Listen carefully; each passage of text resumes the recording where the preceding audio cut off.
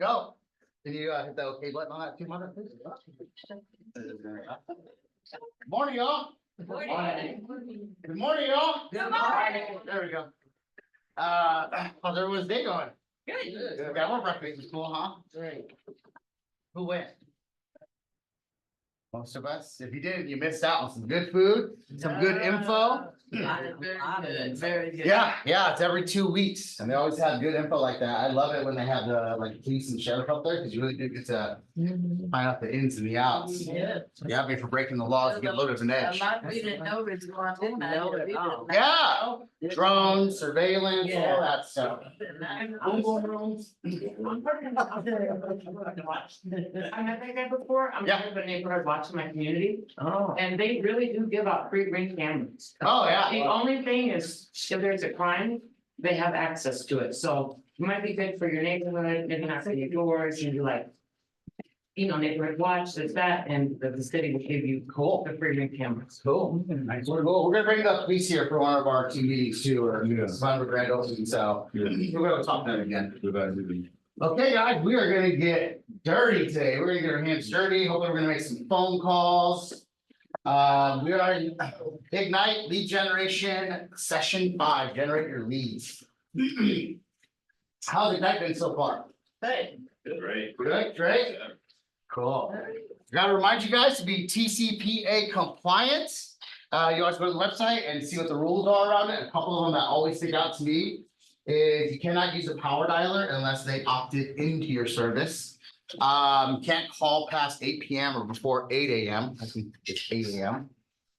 And those are kind of the 2 biggest ones. And then here soon, it's not a challenge yet, but they're probably gonna be doing some stuff with text messages. When you guys text messages, you get crazy with apps and stuff like that. Is it required to tell them to unsubscribe every message? Is it required to what? To put in a message if you want to unsubscribe or do not, you don't have to do that. No, they just have to opt into your service. So you have to have something showing that they opted in. Usually like the Google form, that's what we use. Okay. Okay, guys, today we are gonna be discussing generating your leads. We've already gone over spark your career, embrace your job, connect with your market and define your value. Today, we're gonna be doing generate your leads. Today, we're gonna talk about lead generator, lead generation model, sphere of influence, which also known as SOI, expanding your SOI, lead generation best practices. We're gonna recap everything, and then we're gonna go over the success system. How many of y'all remember the success system? What was that? Contacting? Starting 10 every day. Talking to 10 people every day? Sylvia, what's the daily success system? Ooh, I'm gonna just take a guess. making 10 contacts, liking 10 likes, Mhm. posting one time, engaging something else. I'm gonna go off the top of my head too, because I don't have an example. It should be in your previous Thank you, session. Joe. There you go. 6:15. Go on, I probably, It's come forward. Oh, there it is, right there. Yes. So it's 10 conversations, 10 contacts, 10 thank you notes, 10 5-1 social media engagement, which is 10 likes, 5 comments, and then 1 message. And I don't know what enrichments are. I think those are like lead generation sessions that you guys do through Ignite. Like to do them as a group. We didn't do it this time around. But mainly you want to do the 10 contacts, the 10 conversations. And 10 contacts added to your database. So you want to talk to 10 people every day. You want to add 10 people to your database. And then you want to send those 10 people thank you cards. Then you go on social media and do that. What's your experience been around that?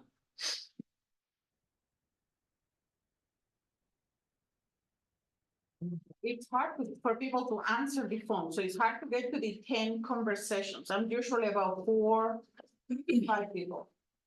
Okay. What makes it hard? Most of them don't answer. Oh, gotcha. Okay. Yeah, no, that's a great answer. And is that the only form of lead generation you're doing? Oh, no, I send them a text too. Okay. Okay, so what are some other methods that you could use to get in front of people? Well, I heard you doing a video last time with the young girl, and maybe do like you were doing the video for inviting them to the buyer's seminar. Yeah, we're having a seminar tomorrow, so we're doing a video social media for that. That's more of a passive kind of lead generating. What else? You could use email, Open houses, you could use email, yeah, open house. Door knocking. door knocking. I'm finding it really, for me, what's easiest is wherever I'm about, I'm just having that conversation. So if I'm in Albertsons, I'm talking to the person behind me, in front of me. Okay. Here, Okay, I try to do that as much as face to face. Yeah.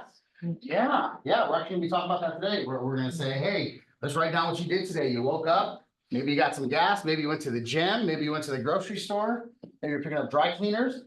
Are those all moments to have conversations? Yeah. To everybody in there and anybody. Anyone and everyone. I just went to my supply house and picked up Mhm. some weeds. Yeah, So that's what I'm looking for. yeah. Okay, so if you're having challenges getting contacts, it's because you're not doing enough. It's just the easiest way to put it, right? If you don't have your contacts on the way home, go stop by the Walmart parking lot. I promise you, you'll talk to 10 people. I'm not kidding. Yeah. So in bold, we do what's called a bold 100. We have to make 100 contacts. We get to make 100 contacts in a day. So I've done a number of ways. I have dialed on the phone for 8 hours to hit that 100 contacts. I have gone to Walmart parking lots to get those contacts. So there's more, right? If you're not hitting your contacts, you're just not doing enough. Does that make sense? 10 is pretty easy in the real estate world to hit. But the challenges are typically mindset, right? So let's talk about lead generation and where y'all's mindset is around lead gen. What do you hear? What do you think? Some of it's new to us. Some of it we're experienced in it. What's your guys' mindset around that? My mindset is I don't want to call anybody because I don't want nobody calling me and I hang up on them. So what I hear you say is my past experiences allow me to create a scenario that keeps me from Yes, generating. yes. Okay.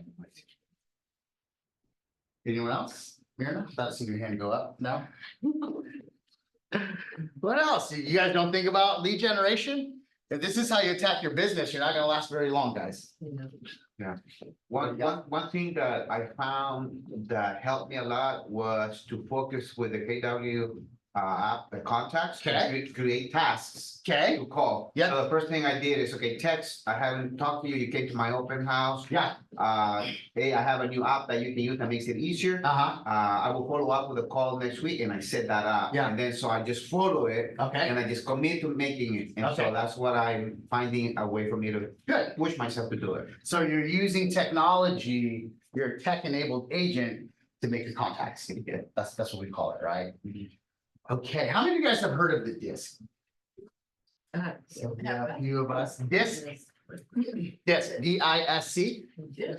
We're gonna do a quick exercise. I want you all to stand up for a second. And then online, just kind of bear with me. Oh, no, that's not the one that I want. Oh, here we go, I'll just do it.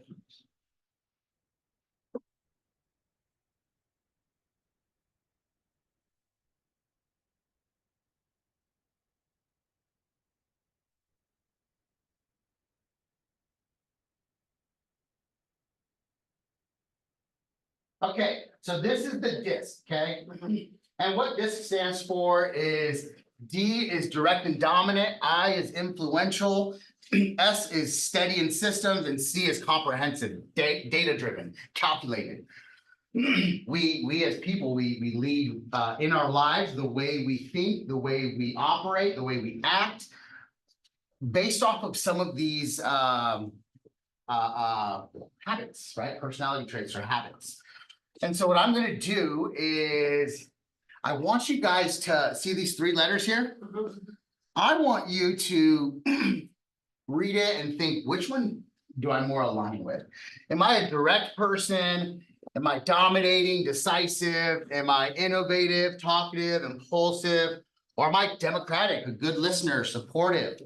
Or am I more systematic, data-driven, and calculating? Okay, I'll give you some examples of people, right? So D's, who remembers Michael Jordan? Yep. Kobe Bryant? Yep. Very competitive, right? Very driven. I's, who remembers Robin Williams? Yep. Think y'all know Kevin Hart? Yep. Right? They're the look at me, right? They love recognition. S's, who remembers Mother Teresa? Yep. Yeah, high S, very nurture, takes care of people. And then who knows Elon Musk? Yep. Bill Gates. Those are your C. Okay? So what I want is, if you think you are a D, let's go ahead and have you go to that back corner over there by the purple wall. If you think you are a D.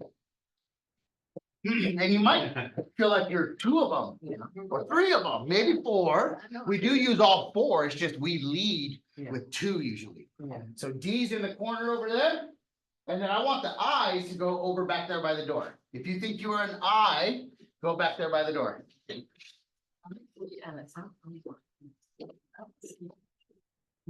Okay, if you are an S, I want you to come stand over here. S's come over here, and then C's come over here by the computer. Okay, you'll be on this side. We'll put you right here in the middle.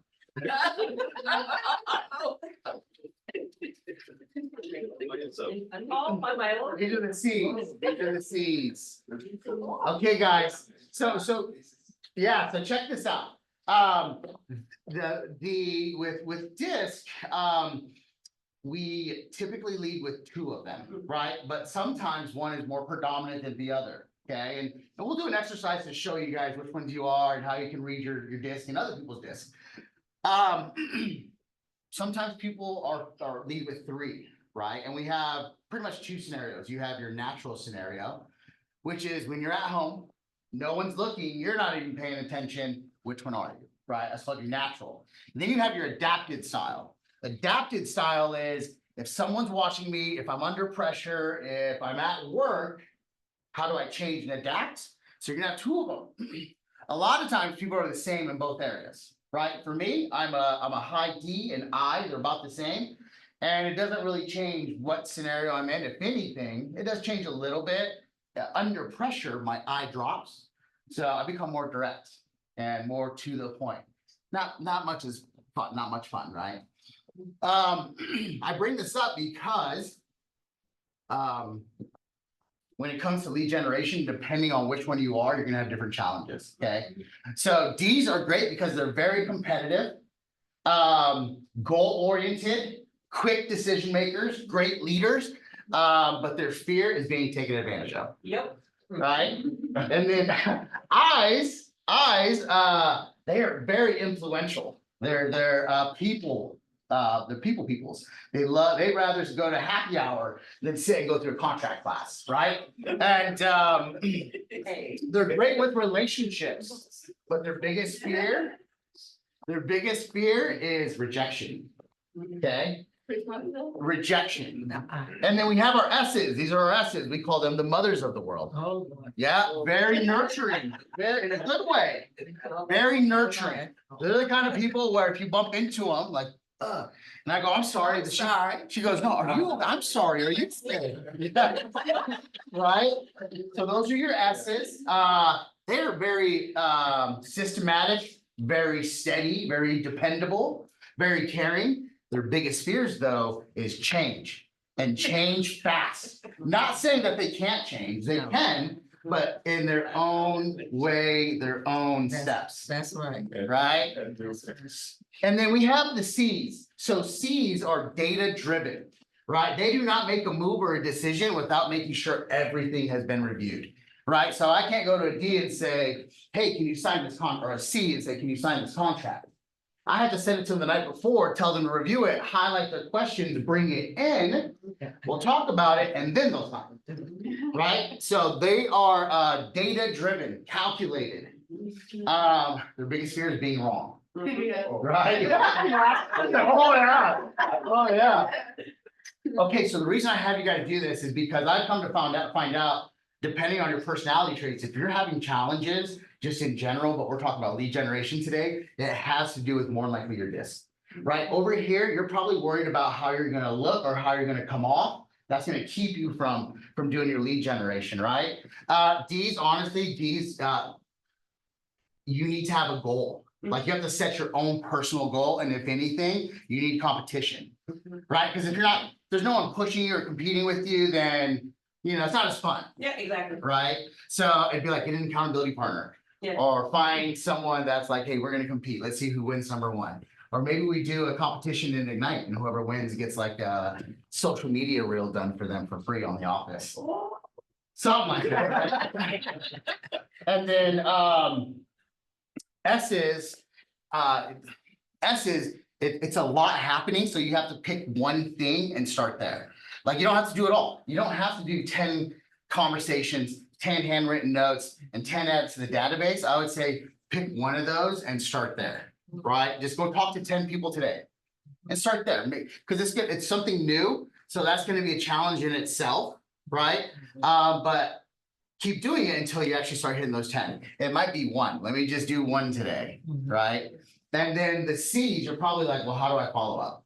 Right? How do I lead generate? Like, give me a blueprint, show me how it's done. You're going to be in what's called analysis paralysis. You have to get into the action of doing. And the thing with C's is because their fear of being wrong, it holds them back so much because they want to know everything. And Narita, you know this, you will never know everything. You will always be learning, right? And so you kind of got to jump the gun. Like you got to jump and you got to build the airplane on the way down, right? And in Ignite, they say you don't have to be perfect. You just have to be a professional, okay? So when it comes to lead generating, keep that in mind. You're going to have challenges and it's usually mindset that's going to keep you from actually doing what you're doing, but look into it, right? D's need to be competitive. I's need to make it fun. And S's just take a little chunk and move at a time. And then C's definitely take time to study and maybe set up some one-on-ones with some experienced people to get your questions answered, like the instructor, right? And then the last thing is create affirmations, right? So I want one person from each group to give me a limited belief. Does everyone know what a limited belief is?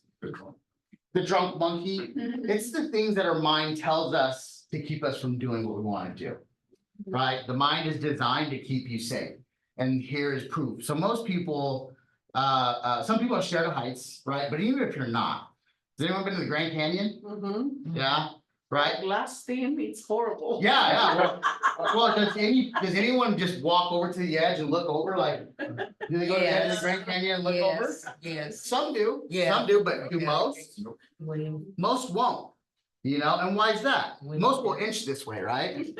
Most do that. Yeah, it's because your brain is designed to keep you safe. Yeah. When we're born, we're only born with two fears. It's loud noises and heights. Wow. Yeah, right? Everything else is learned. So your mind is always learning to keep it safe. And what ends up happening is your mind is gonna tell you things that you don't even know have been doing it to you for a long time, to keep you comfortable. So like with eyes, right? It's like, oh, I know I need to go do this, but, well, actually with Sylvia, your other one's probably I. Yes, I'm a very high D, and then the next one up is I. Yeah, Yep. so Sylvia was like, if you guys don't remember, Sylvia goes, you know, I've hung up on people that have given me sales calls before, and I don't want that to happen to me. Does that make sense? Yep. Has that happened? Like, did that? Well, think about it. So it kept you from making that call, right? Yes. Did that call happen though?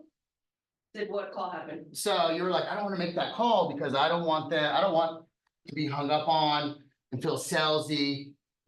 Yes, so I don't make the call. I'm like, no, Right. I'm not going to. Like, Yeah, because of what you're thinking, right? Yeah, what I'm thinking. I don't want them to think and feel the way I felt when they called me. Yeah. Is that creating a story? Yes. Because could I say, hey, could they pick up and be like, Sylvia, oh my gosh, it's been so long since I talked to you and you're in real estate? I got a question. Mhm. So when you tell me that could happen and I tell you that could happen, which one of us is right?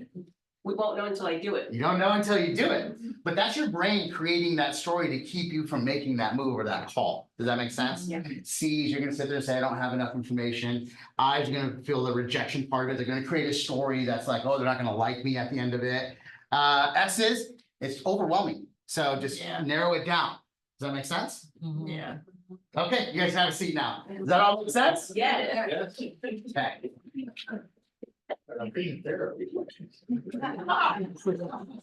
We all need like that. After that one, huh? We are. Okay, guys, so here is Gary Keller's quote. My fear of failure was greater than my fear of lead generating. My fear of failure was greater than my fear of lead generating. What's this mean to you guys? Let's get a couple people to tell us how you take that. I want to feed my family more than I want to lose my influence to person A, whoever it is, I Yeah, want to talk to. whatever's in the way, my need to feed my family trumps anything, any kind of challenge. Okay, what does someone else here or see? So I think that when you fear failure, and you know that your business depends on lead generation, and you also have fear for that, you fear to fail, and you know that if you don't do it, you will fail. Yeah, You have to overcome the fear of lead generating. yeah. So it's like, hey, my fear of failing scares me so much that when I'm scared to pick up the phone and lead generate, I'm more worried about failing than that. So I'm gonna pick up the phone. Yeah. Right? Let's take it a step further, because I'm all like, what I do know is because the mind is designed to protect you and keep you comfortable, it does not like naturally allow you to have a true heart-to-heart conversation as much as you should. So what I mean by that is we see, oh, my fear of failure, right? Do you guys remember your big why? In the first session, they had you go over your big why. Why do we do what we do? Do you guys remember that? So replace my fear of failure with my fear of not getting my big why. Right? Because we say failure, we're like, oh, failure, yeah. No one wants to be a failure, that sucks. But if I say, oh man, Wendell, if you don't pick up that phone, your kids aren't gonna eat tonight. Right? Or you're not gonna build that lifestyle that you want, what we call the life by design. Right? So you have to, the fear of failure is really your big why, not getting your big why. So when it comes time to take action, S's, you know, you do your one call or 10, honestly, it starts with that first call. When you get ready to make that first call, you're gonna get so many things that come across your mind to keep you from picking up that phone or going and knocking on that door. So what you do in that moment is you go, why am I doing this? And if I don't do this, then I'm not gonna get that. And you gotta remind yourself of that every time, all the time. And I don't think we do it enough. How often do we wake up and be like, this is why I'm here? This is my purpose. So pretty much ask yourself, why are you doing it? Yeah, And then takes you back to your big why. bingo. Bingo. I still do that to this day, 17 years in the business. Okay, guys, heading on to the next page, which I think for you is. I have. Nothing, but let me tell you what page it is. 5.3. 5.3. Thank you.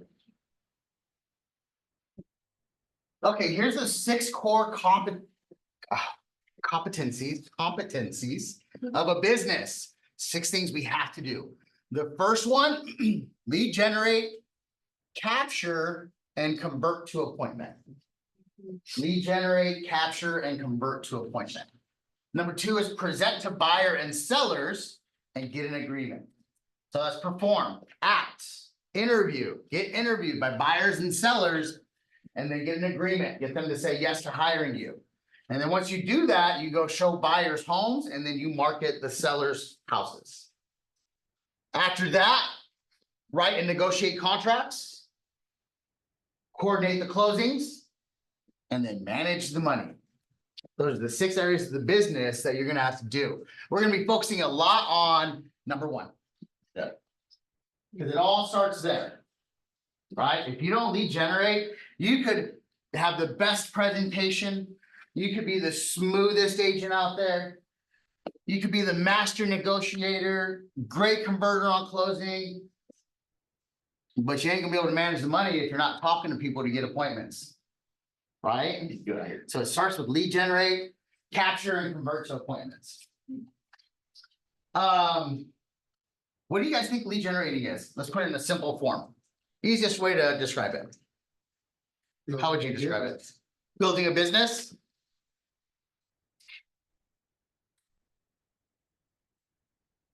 Talking to people about buying and selling real estate. That's what lead generation is.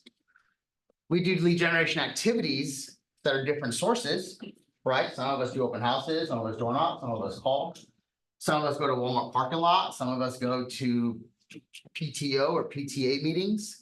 Some of us go to kids' soccer games. Some of us have another business. Right? Those are all lead generation sources. Doesn't matter where they come from, it's what matters as long as you're having the conversations about real estate. And then once you talk to someone, right? Let's say you're out there and they go, yeah, I'm not interested, but we can keep in touch. What do you guys do next? Put it in the database. There you go. Good job. Put it in the database. You got to capture their information, right? Command. It's a CRM, which stands for Client Relationship Management, right? And as you get to lead generating, you're going to get hundreds and thousands of people into here. It's going to be hard to remember everything. So you want to capture their info, basic stuff, get their name, get their phone number, get their email, get their address, if you can, their birthday, any dogs, family, stuff like that. But you can get that over time. Minimum phone number, email, and then address in that order. Phone number, you can call them, email, you can email, and then address, you can send yourself. Preferably in the first week, you want to get all 3 of those.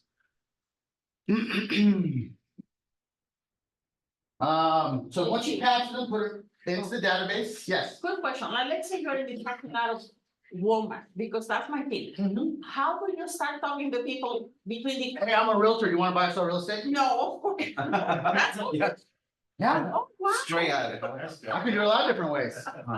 Hey, I'm a realtor. You want to buy? Hey, look, I'm in a class. I got to talk to 10 people about real estate. Can I bother you for a second? Okay. I like that one. There's so many different ways. Hey, I have a goal to help 50 people get into a home this year. Who do you know? Hey, if I could get you $30,000 down for down payment, would you give me 2 minutes? If I could show you how to buy a house with 0 money down, could you give me a few minutes? If I could show you how to get a 5% interest rate today, can you give me a few minutes? right? If I can show you how to sell your house and buy another one in 30 days, would you do it? Can you talk to me? So we just leave with items of value, but the honest reality is you start with having a burning desire. Remember, you gotta get out there, because if you don't go do that, you're not gonna get what you want, right? So if anything, you just going, hey, I need to talk to you. If you guys go door knocking with me, I don't go knock on doors. Well, I knock on doors and I don't leave flyers. I'll take 25 flyers with me and I'll knock on doors and I can only give a flyer out if I talk to them. Right? So guess what I do? I knock on doors, neighbor. I run to them. Gardner down the block, I'm running. Because it doesn't matter. Contacts are contacts. So to help you out though, to make it easy, I would say wear a name badge. Take some kind of flyer with you that has an item of value or team up with your vendors and ask them for stuff. Notepads, pens, just say, hey, I'm a realtor. If you have any questions about real estate, I can tell you right now, like some mofers. It's another class, but it's called a call to action. Some of the stuff that we're doing is just think, what are the problems that people have buying a house today or selling a house? What are the problems? Interest rates. Interest rates. Ask me how I can get you a 4.9 interest rate today. There's the flyer. Solves the problem, right? Or ask me how you can get a 2.9. What's that? Don't have money for a down payment. Yeah, ask me how you can get a $30,000 grant or down payment assistance. Or there's even a $50,000 one out there. Yeah, or ask me how you ask me about my 100% financing program. There's no down payment, that's called USDA. Yeah, so those are all mopers. We take problems and we provide solutions and we put it into a message. So you want to take a moper with you. And you don't have to have paper, you can just tell someone. I guarantee you stand there long enough in front of Walmart, probably in about an hour. You say, hey, if you could buy a house, 0 money down, would you want to buy? They're gonna tell you, someone's gonna say, I'm interested, or usually what they say is, no way. Yeah, they go, no way, and I go, see way. You know, I'm like, no, really, I can show you. And sometimes I'll even pull out when I bought my house 6 years ago, I put $1,000 down, got a check back for $600. It's all 100% financing. Yeah. Oh, I was just wondering, you say you have 100% finance, how you go about doing that? What vendor are you using? That is a great question. There's several lenders out there. All of them have different programs for different people. And that's actually something that we discussed during my consultation meetings. Has anyone sat down and gone over kind of the real estate market and finance options with you? No, that's why I'm asking, because they're gonna ask me this. Yeah, oh, I thought we were role playing, sorry. I was trying to get you into an appointment. Well, if I had some. So, any lender, it's called a USDA program. It stands for United States Department of Agriculture. And you're ready to chime in anytime. I know you're a big ball of knowledge. No, it really does depend on the area, but it's a great loan. Yep.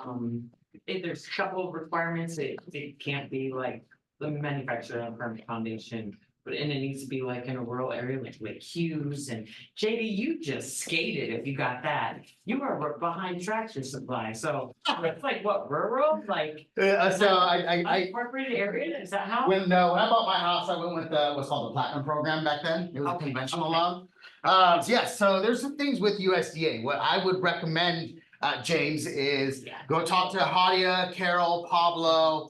Rob Reiner's another good one. Who else do I see in here? Mirda, who do you like to use? Will Toros, my guy forever. Will Toro. Any lender, go talk to them, and most of them have what's called USDA program. Get your phones out right now and go to your Explorer and type in USDA.com or .gov, or if you Google it, it'll be one of the first things that come up. You can go to that website and there's a map. You can go, it'll say, find if it's eligible. You just put the address in and it'll tell you if it's in an area that's eligible. It'll say approved or not approved. So I can already tell you, because I've looked at it so many times, Lancaster, Palmdale, Little Rock, Antelope Acres, Quartz Hill are not approved for USDA. Lake LA, Llano, Juniper Hills, Roseman, Cal City, Tehachapi, Neenah, those are all approved. Yeah. So it's pretty much like the Antelope Valley, the center of it, it's not considered rural. But outside of it, the outskirts, Kern County, USDA approved. Is it just for houses or land too? So land, no, just houses that I'm aware of, but they do have new construction loans, for FHA. So I don't know too much about those, but I do have a source for it. But that's Might my land. see me afterwards. And that's the line. That's for land, that's if you're gonna buy land and build. Right. So a little bit of rabbit trail there, guys. But we use those as mopers. We call them mopers, make offer for immediate response, call to action. Because if you go, hey, ask me about zero money down, or ask me about how to get a 5% interest, and someone goes, no way, or tell me about that. They're obviously interested, right? Mhm. It's a little different than saying, hey, I'm in real estate, ask me a question. Yeah. That's not really guided. Okay, bless you. And bless me. Thank you. The last thing I want to talk about, guys, is when you talk to these people. Does everyone say, glad you stopped me today? I'm gonna buy a house because you're a cool little flyer. Or do they take time? Yeah, they take time. They take time. Yeah. NAR and Zillow did a survey, bless you. And they said once a buyer is approved to go out and look at houses, it's about 8 to 10 weeks. They're looking for about 8 to 10 weeks. From approval to in escrow, it's about 8 to 10 weeks. Does that make sense? Here's another statistic for you. When people start to look into buying any kind of product or hiring a service, they usually do not make a decision. I say usually because it doesn't always happen. They don't make a decision until they've been contacted by that service provider 8 times. 8 times. And this is where I'm gonna tie it all in together.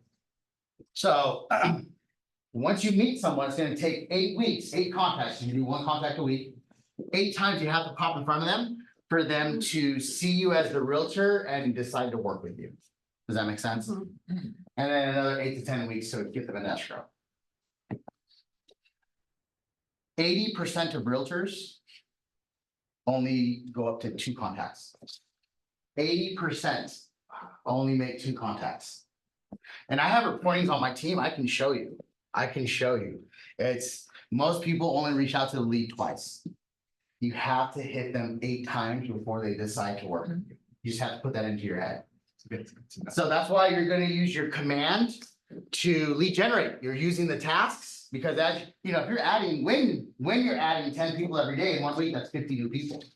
In 2 weeks, that's 100. In 3 weeks, by the end of the session, you're going to put 400 people into your database, right?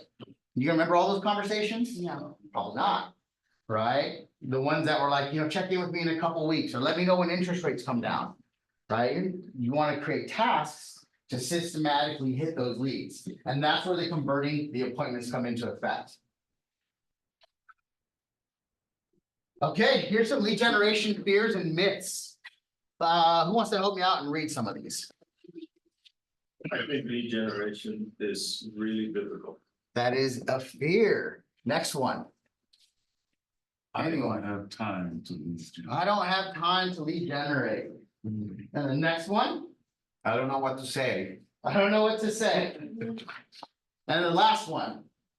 For the make mistakes. Any of these sound familiar? Mhm. Yeah, All of them. yeah, all of them. All of them, all the time too. And guess what, guys? These are the exact same fears that Gary Keller had when he was doing his lead generating. I'll say that again. These are the same exact fears that Gary Keller had when he was lead generating. These are his. That makes sense? Yeah. You have the same ones, Yeah. right? You have, And you overcame all of them exactly. by doing them. By doing them and by also switching his mindset, right? And so what we like to do is replace fears and myths with what we call affirmations. And if you get real fun with it, you start doing incantations. Who knows or who can explain to me or describe what an affirmation is? Positive. Things were you positive saying, If you say it, you hear it. Yeah, positive thinking, law of attraction, right? It is stating what you want and putting it out into the universe, right? And so what you do is you just take a limiting belief and you turn it into a positive reinforcing statement, right? And so when you say it, that's an affirmation. When you put your body movement into it, that's an incantation. It helps anchor that feeling, right? Most people do affirmations, but when you are doing incantations, I am the best agent, right? Winter's my time, it anchors it. So what Gary Keller did is he said, hey, look, instead of thinking, I think lead generation is really difficult, I was confusing effort with enjoyment. Lead generation is actually easy, it's just not fun. I don't have time to lead generate. I have an issue of making time to lead generate and protecting that time. I don't know what to say. I had to get on the path of mastering the dialogue skills needed in this business. What he's saying right here is I need to practice scripts. Right? I'm afraid of making mistakes. I found that lead generation is nothing more than a set of skills, tasks and skills that are well documented. So these are statements that Gary replaced, right? There's a solution to it. That makes sense? So let's hear from a couple of you guys. Who wants to? Oh, I don't have time to lead generate. Who can give us an example of an affirmation? Procrastination. What about it? Well, I was saying sometimes you put things off because you're scared to do it. Yeah, procrastination. I don't believe in procrastination. Let me tell you why. If I said, what's something we procrastinate with? Could we agree lead generation? Yeah. We procrastinate with that? Okay. So if I was to say, no way, look, today you go to your lead gen, you do your 10, 10, 10, and your 5s, and then I'll give you $1 million at the end, check. Catch it. Yeah. Oh, you got motivation. procrastinating, right? There's no such thing as procrastination. It's just we don't give the activity the value it deserves. Right? So when you're saying I don't have time to lead generate, right? It's like you could like if I was to say, hey, look, if you lead generate today, Wendell, you're gonna be able to provide food for your family forever. Right? What's a affirming thing that we can say when it's like I don't know what to say? Have a script, There you go. there's always, I use the 4 method, start with Okay. family, Yeah. you know, how's family, Uh-huh. and then step them through the Yeah. 4 method, the occupation, you know. No, it's saying there's always a script. Yeah. If you don't know what to say, there's always a script. Because if you leave it at I don't know what to say, you're not gonna help yourself, right? But Noah's like, no, my mindset is if I don't know what to say, I can go find out what to say. Yeah. Right?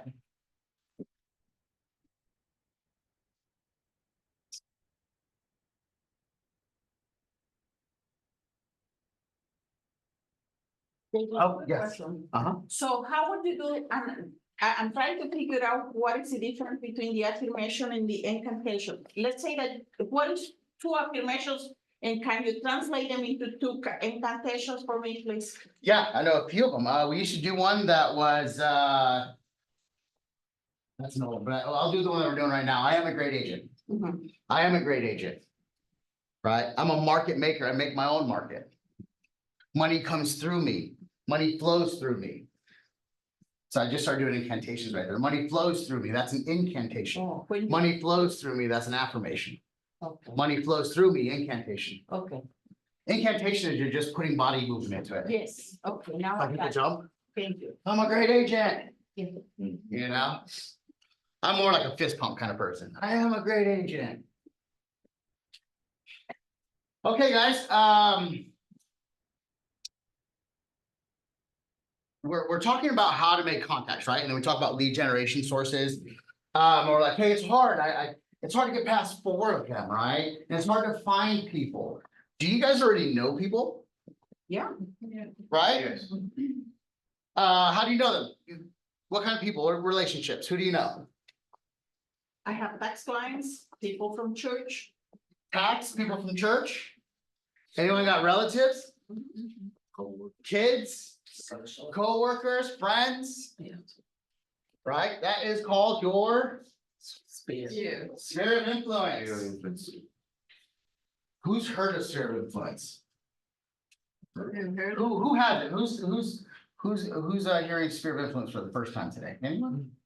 Okay, cool. So sphere of influence is anyone that knows, likes, and trusts you. Right? And they'd probably be willing to refer a piece of business to you. Okay.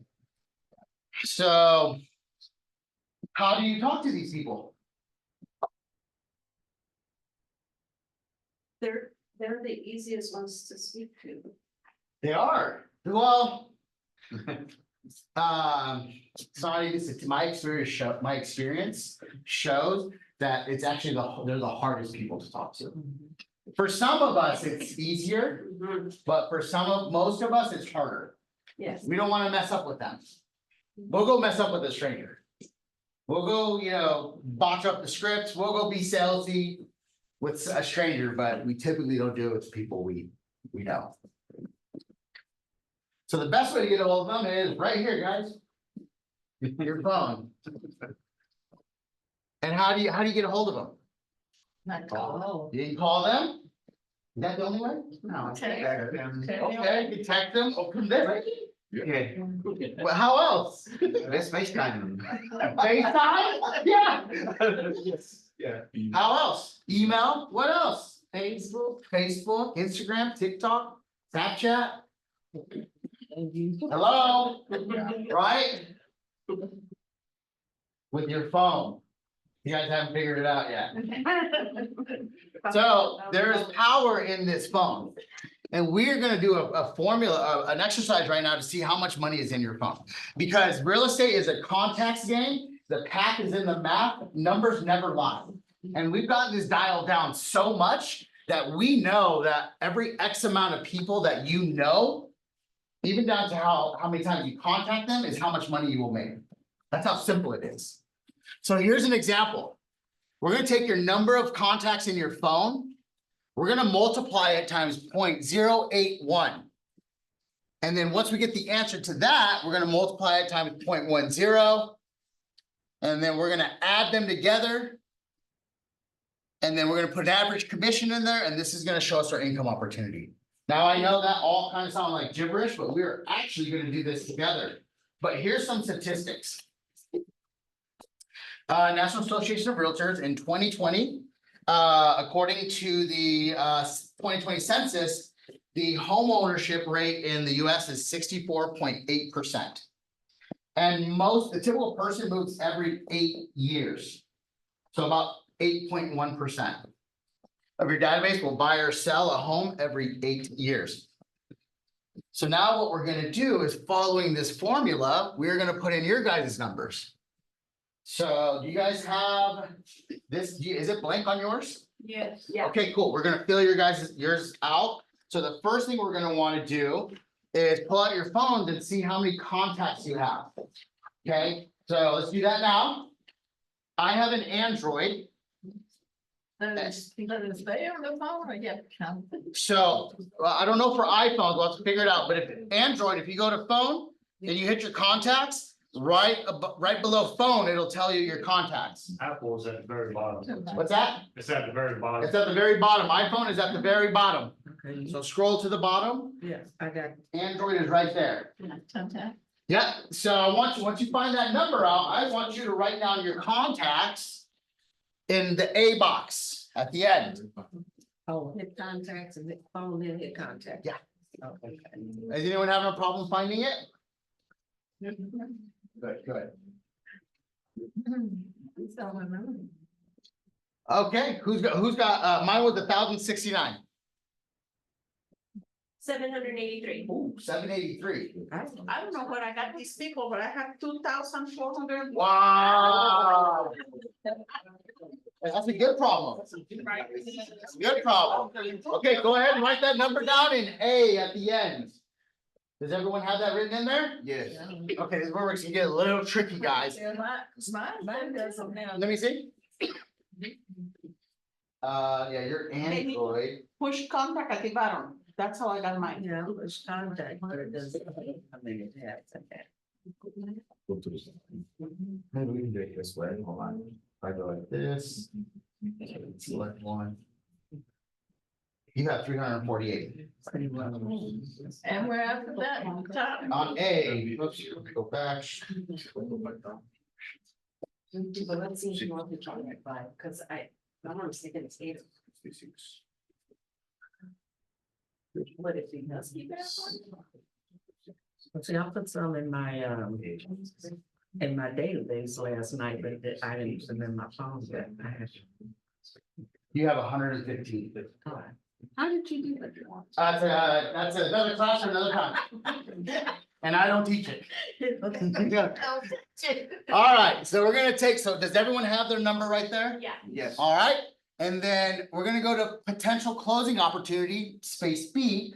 We're gonna take that number, so Sylvia, yours was 784? 83. 783 times 0.081.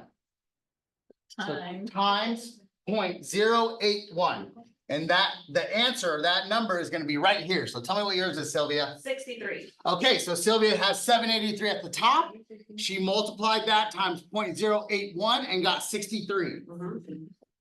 If anyone's having a challenge with that, raise your hand, talk to your neighbor.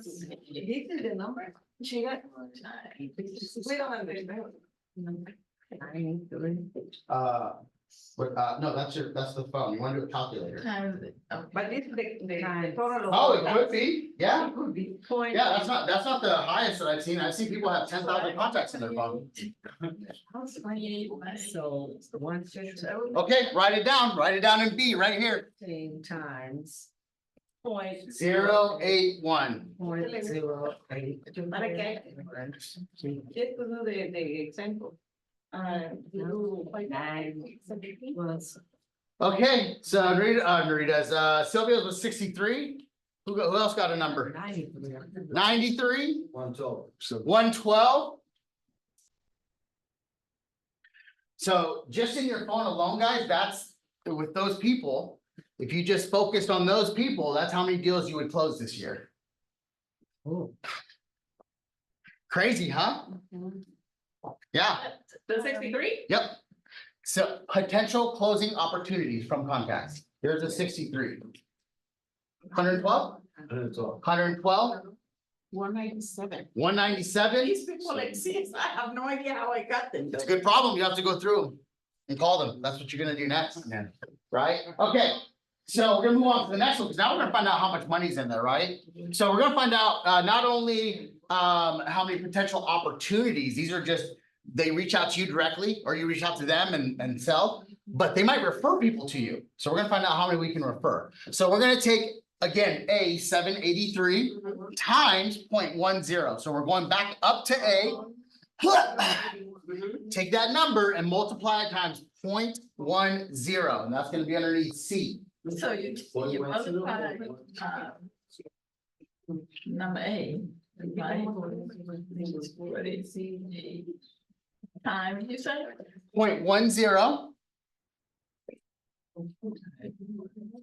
0.10. 11, Sylvia? 78. Ooh, that don't sound right. Okay. So do 783 times 0.10. Times 0.10. 78.3. And what was your, what was B? B. Oh, no, yes, you're right. It's right. Sorry, it's right. You're right. Yep, you're good. Who else got some numbers? 51. 51. 34 point. There you go. It should be a little bit higher than the potential, And that, but because everyone knows multiple people, and that's what. right? Like one person can only transact once, but they can refer multiple people. So your number should be a little bit higher on C. Is, well, it's 11.5. That's not it, right? So we're gonna do, so this number doesn't look right. Okay. So do 115 times point. Okay. Let me know when you get it back up. And for those of you that have A, B, and C, the next for D, we're gonna add B and C. Add B and C, add those together. 115 and then times 0.081 equals 9.3. So it's 9.3. Be nine. Yep, and then the second number sounds right. Okay, just the decimal. Okay. Sylvia, what do you got? 141. What do you got back? 123. 123. What'd you get, Narita? I have too many contacts and I like 2,800. Oh, yeah, if you're adding those two, that's about right. I'm gonna do it. Okay, so everyone's got D? Yeah. Yeah. Okay, so that is your potential closings for the year between just directly from people and then the referral that they'll give you. Should you, when you reach out to them in a systematic way. Now we're gonna find out how much money there is. What is the average commission right now? 9,000. Good job. It's about 9,000. It floats, and the way you find this out is you go to the MLS statistics for the area, you look at the average sales price, and then you'll multiply it. I would do it times 2.5% on the high end. Because right now we're showing that like buyers agents are getting around 2.25, 2.5, and then sellers are about 2.5. I like to think worst case scenario, but you know, you can get 3, you can get 4%, it depends on what your average is. But I would be conservative, I would say, hey, look, let's take the median average sales price, multiply it times 2.25, and that'll be your average commission. So for math's sake, Sylvia already had the number, so we're gonna put $9,000 here. Under your typical commission / fee, put 9,000. All of us? Yes, underneath E. Okay.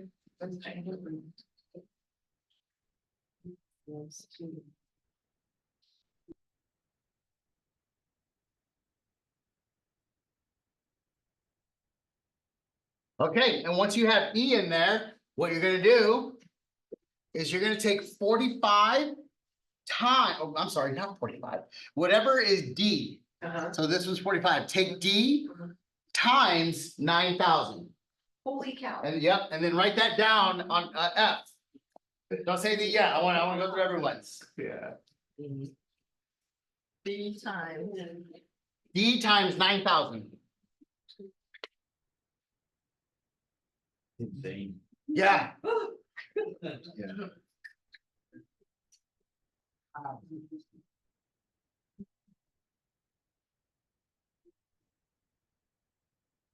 Oh, a little intense there. What, a little bit. Okay. So I know Sylvia's anxious to yell out her number. What's your number, Sylvia? 1.269 million. So that in your phone, that has the potential to generate that amount of commissions in Wow. this year. That's a lot of money. Well, I just have 187,000. 187,000, that's a good chunk. That's good. 566,000. Who else? 828. 828,000. 1,109,000. 1.2 million. What did you get? 666. Well, you know, that kind of makes sense. You've been here. Okay, so. Oh, I've been here. JD, can I Yeah, have something? yeah, leave that. So in earlier this week, I was actually, the first meeting with Iman. How she made us, we were going over our why, our big why, and Yeah. that wheel and how much we want it to make, Well, right? yep. So. My number was big, I put 350,000. Okay. Right, and Yeah. I did the math then, and I was like, okay, that's 44 transactions Uh-huh. this year. Yeah. And now I'm seeing this compared to in reality what's in my phone. Yeah. 63, Yeah, wow. yeah, oh, Wow. okay, yeah, you know, aha moment is, oh my gosh, there's so much money out there. Yeah. So much opportunity. Yeah. In the palm of your hands. Yeah. It's not as hard, yes, Just for everybody to know, in Command app, there is a button that you can download all your contacts to the database, like Yeah. right away. yeah, so you can, if you don't know, I would say connect with Mondo. He'll show you the YouTube video, if you catch him at the right time, he might show you. But yeah, thank you. Yeah. You can just auto import from your phone into Command. And Yeah. back in the day, we used to, No. or we'd have to, I remember having paper logs. No. Wow. Okay, so we got a little ahead of ourselves. Great, so that's your phone, guys. Right? Is that your database? Yes. It is a form of database. So Command is our CRM, right? And a database. But we have multiple databases. So you have Command, you have your phone. What's another one? Facebook. Facebook, Instagram. Well, like, I belong to a church and they gave us a roster of people's names. Yeah. I'm putting in now. Yeah, that's a database. Okay, guys. Some ahas. Make sure they did. What are some ahas now that you've learned about lead generating for your business? How does this shift your mindset? Yeah. You have more opportunity than you thought. You have more opportunity than you thought? Mm-hmm. House.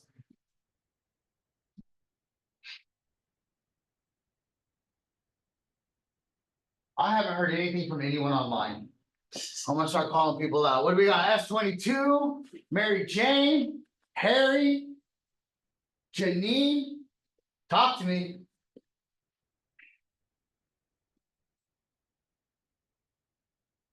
Gonna be more awkward for you than it is me. Are they on the Terry, Delia, do.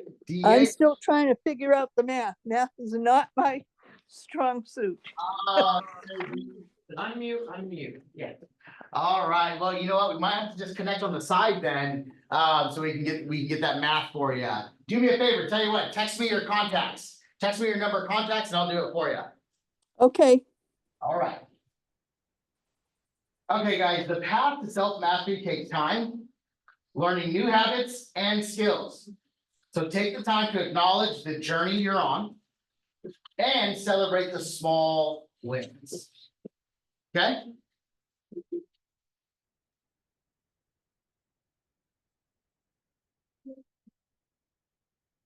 All right, now we're gonna go to the lead generation model. Go ahead and flip to this page right here.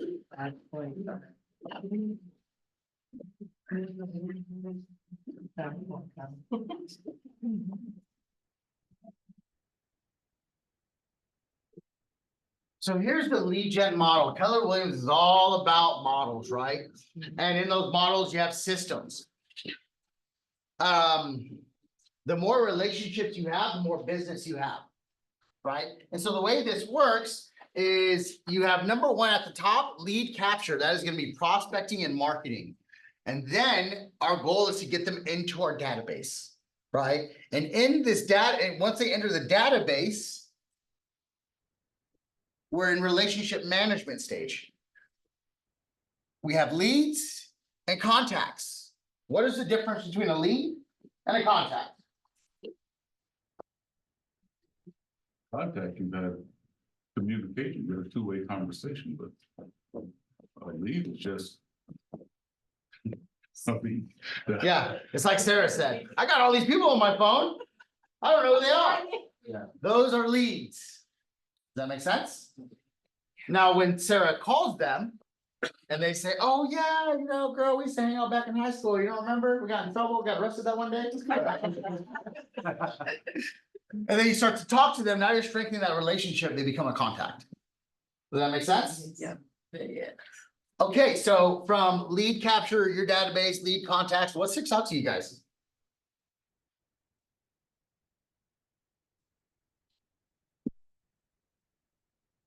Do you guys know the difference between prospecting and marketing?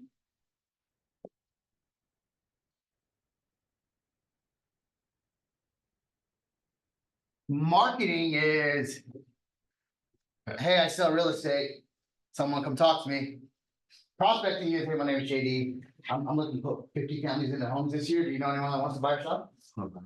Right? Yeah. Hey, I just sold your neighbor's house for over $40,000. And the good news is I have two other people that wanted to buy it. So I'm trying to see who wants to sell their house and also get more than $40,000.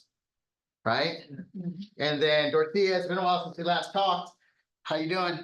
Fine. right? So that you're going after, prospecting is going after. Does that make sense? Yeah. Oh. Right, I was prospecting to a buyer, I was prospecting to a seller, and then I was just gonna catch up with my sphere of influence, practice 4. Right? So that's the difference. So marketing is like billboards, social media, Right. flyers. Prospecting is door knocking. Picking up the phone, calling them directly, right? Going to a Walmart parking lot, networking. Those are prospecting. You can control prospecting, you can't control marketing. Right? Just because you put a post on Facebook or Instagram, doesn't mean you're gonna get a piece of business. When it comes to door knocking, we know that every 100 people that you go and talk to, there's about 7 pieces of business in there. Every 100 people that you talk to on the phone, about 7 opportunities in there. So we know we just gotta go get that 100 mark. The thing is, we don't know which one of those 100 people are the 7. Right? So that's the challenge, is finding them. That's what prospecting comes in. And you can never have too many leads.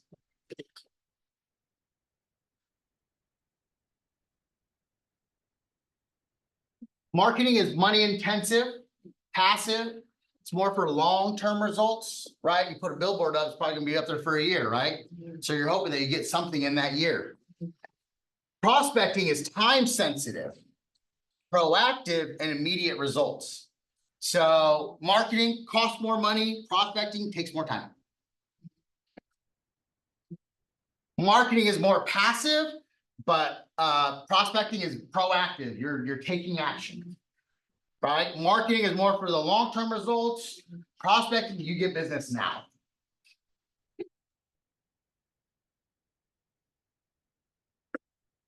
Who knows? Okay, so you're gonna learn a new word today. It's called data bank. Has anyone heard that?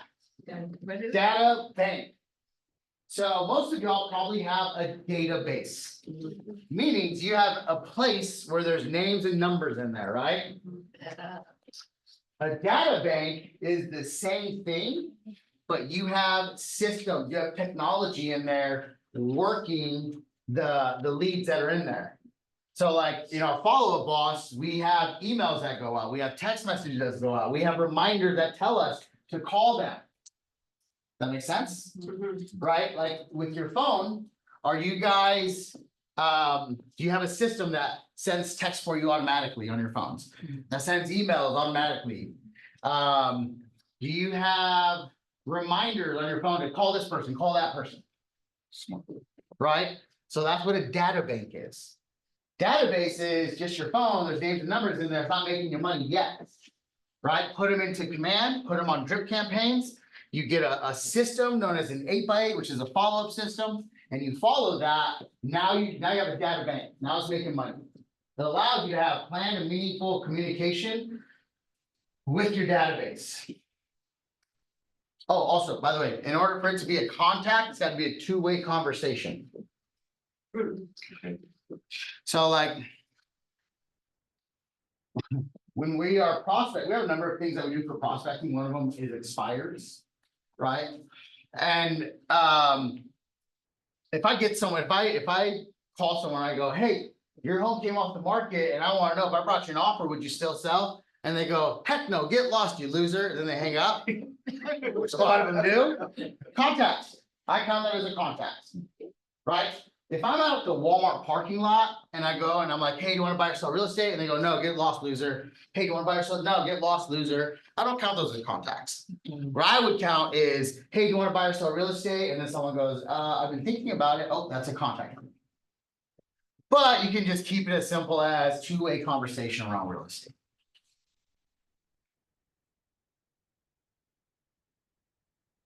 Okay, relationship management. So CRM stands for client, what? Relationship. Management, there you go. So this is why it's important to have people's information, because when you have info, it gives you leverage to reach out. So if I know that they have a dog named Caesar and Chaos, how can I use that?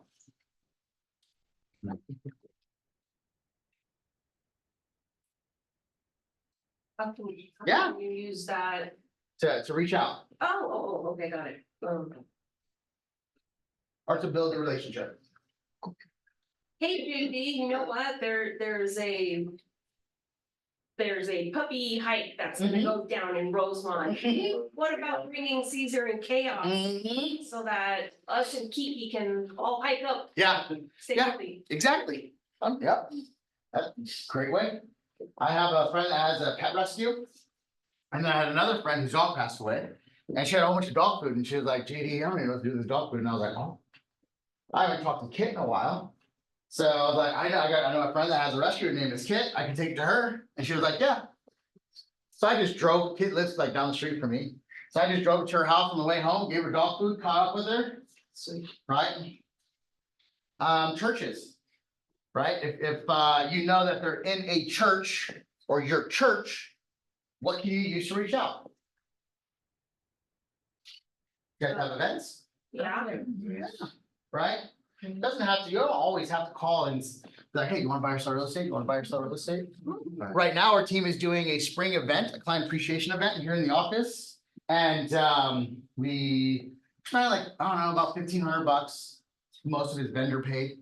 And it's kind of like a pop-up event, but we're gonna have games, raffles, and you guys remember Pancake Baby? They were here for an office meeting. It's a little bar, probably about the size of 2 of these tables, and they serve coffee, lemonade, and like little mini pancakes. Yeah, they'll do it. Yeah, they're good, huh? So we're bringing them in. And so right now, we're calling everyone, and inviting them to it. Say, hey, come eat on us for free, we just let us see you catch up. So a smart database is gonna have a way to have a planned and meaningful conversation. Let me see. Get a little ahead of us. Okay. We're not gonna talk about it now, we'll talk about it in the future. They come into your database, they go from leads to contacts, we're in the relationship management, and then cultivate contacts for conversations. Interactive and needs-based offering. So remember when I was talking about offers, like, hey, how do you reach out to these people? And I was like, I don't know, buy out, zero money down, ask me about USDA loans, all that stuff. That's stage 3. So what you do is as you start putting these people in there, you get to know them, you find out their birthday. One day you're gonna call them because you know it's their birthday, because you did your job and you got your information on it. Because you got it, you call them, hey, happy birthday, right? And then maybe a week or 2 later, you give them a call and you say, hey, there's a lot of commotion going on around interest rates right now. And a home builder just texted me, they have a house that has a 2.9% interest rate. Would you wanna know more? Right? So that's where we're cultivating those contacts for conversion, interactive and needs-based offerings. So here's some ways you can communicate: phone calls, emails, text messages, face-to-face, Keller Williams app, handwritten communication. Has anyone done any of these yet? Yeah. Which one's your favorite? I know that's What was that? text right now. Text? That's A lot of people like to text. check an email too. Face to face. Face-to-face, you're gonna do great. Text is great, text is good, but it's very easy to. Oh, not gonna read that one. Right, we're not gonna respond to that one. I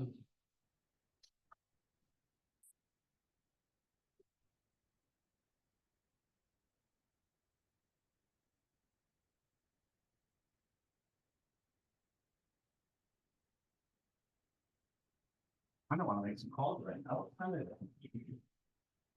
12:15. Okay, let's go ahead and take a 10-minute break. It's 12:15. We need to be back here at 12:25 sharp. Use the restroom and make one phone call. And you're gonna tell them, hey, my instructor JD has started a competition, and whoever makes the most amount of talks to the most amount of people in the next 10 minutes gets lunch on me. So we start the call at 12. Right now, Oh, right now. 12:15. You're marked, oh, it's right. 10 minutes. Okay. You gotta call them, no text. Or you can tell them about those awesome 2.9% interest rates I was telling you guys about. Where are those houses, JD, with 2.9? Those ones are up in Roseman at the Never say the name, Kahabi? I don't know. I'd have to. I got it right here.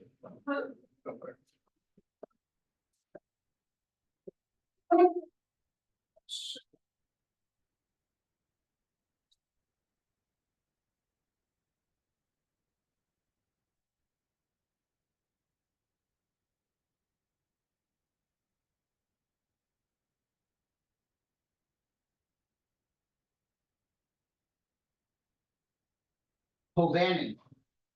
Hoganian. Oh, okay. Aló, buenas tardes, Alex. Bien, bien, ¿usted cómo está? Ah, ok. Nomás, le dejé un mensaje ayer, quería ver si había hablado con su esposo.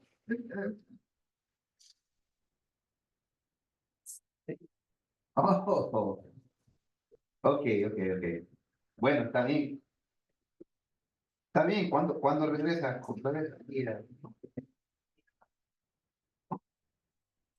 está bien, entonces le voy a dar una llamada el lunes a ver si tuvimos oportunidad de hablar y así nos conectamos con Carol para que pueda hacerle las preguntas y ver si nos califica para la compra de la casa. ¿Ok? Vaya, está bien, entonces le llamo el lunes. Cuídese. Ok, adiós. Gracias.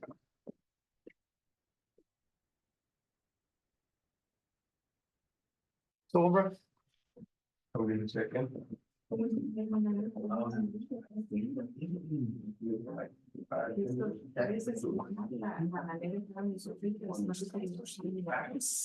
Feel free. That's all I do. I know you do. I need a soundbite though. I wanna make sure. Okay. Yes, sir. No, I already know what you're gonna say. Who in here?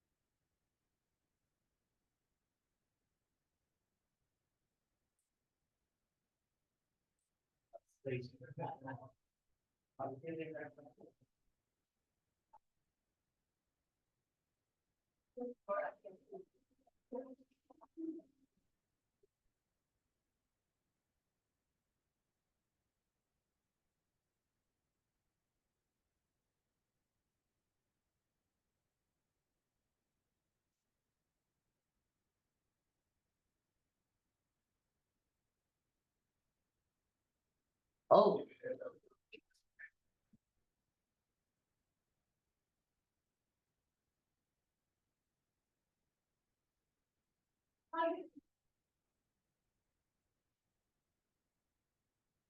Hey, what's up? What you doing? You're out and about? Okay, I'm gonna be real quick. I'm right now in the middle of a contest. Well,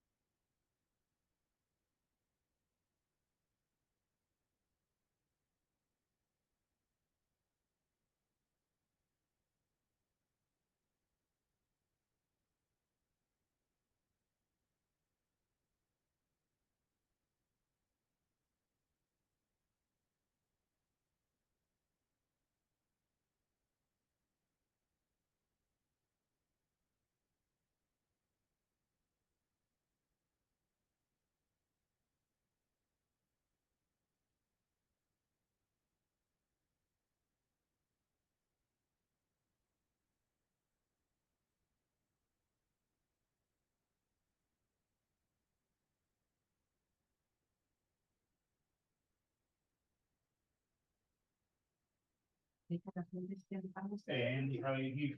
La gente está en pausa ahorita.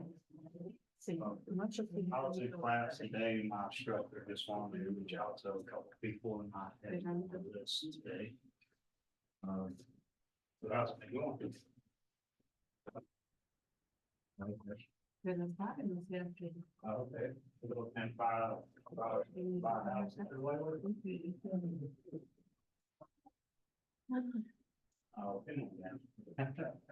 Necesitan un espacio más grande, saben que lo menos consideran que quieren comprar esa casa. You can buy a house on the VA loan, have you been in the military?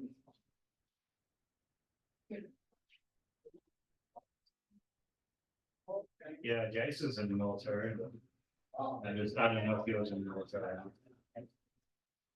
All right, thank you. Bye-bye. No,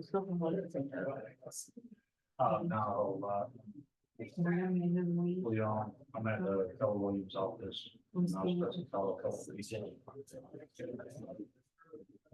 Anything happening over there?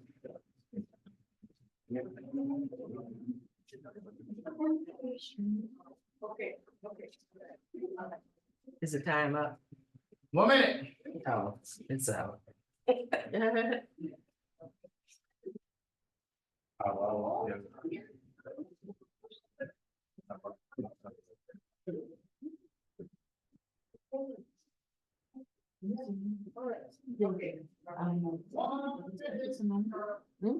No.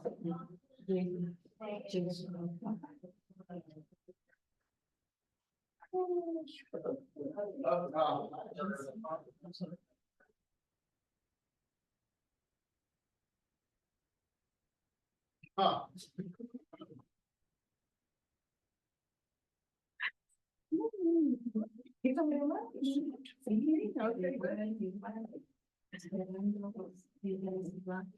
Oh, yeah, okay.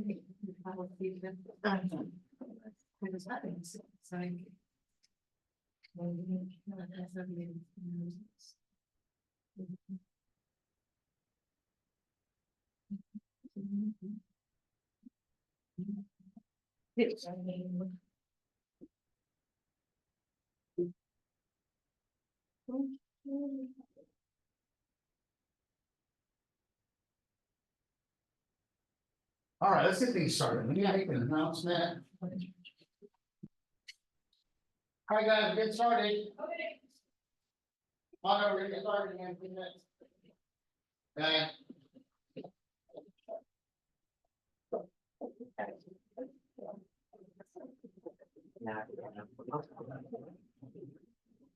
Well, I'm back from class. I know you can say about that. I love to do money.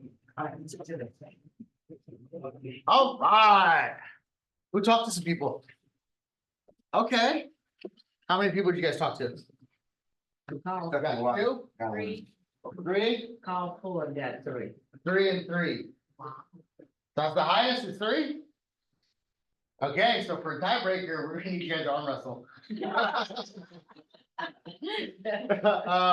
So, next week we'll plan a lunch. I'll take you both out to lunch, maybe somewhere around here. Is that fair? Sounds good. Okay, and somebody's gonna buy it because hopefully, you guys did come across a piece of business. Did anyone come across an opportunity at all? Yes, Oh, yes, yes? yes. Okay.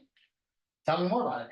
Okay, so, I called her, it's Mike's here, so it's very casual conversation. So I was like, hey girl, how you doing? She's like, I'm super frustrated, Sylvia, I was thinking about you.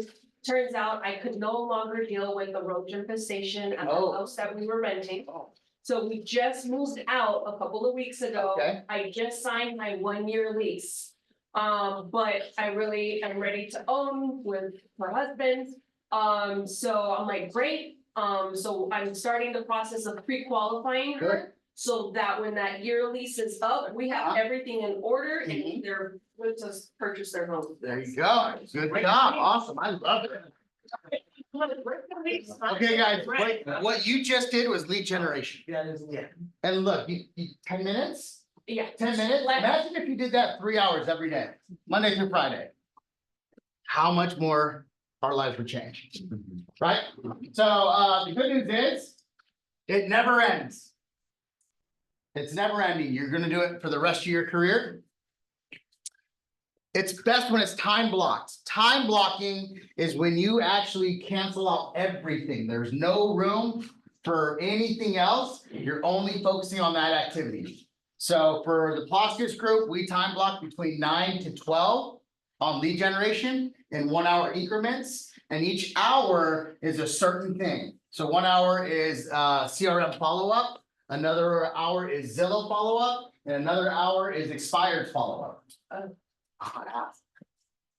It's different for everyone. People do door knocking, 1 hour door knocking. What happens is we're locked in that 1 hour, it's 100% all in. Well, out of that hour, we actually are all in for 45 to 50 minutes, and then we give ourselves a 10 to 15 minute break. And then we go back. Okay?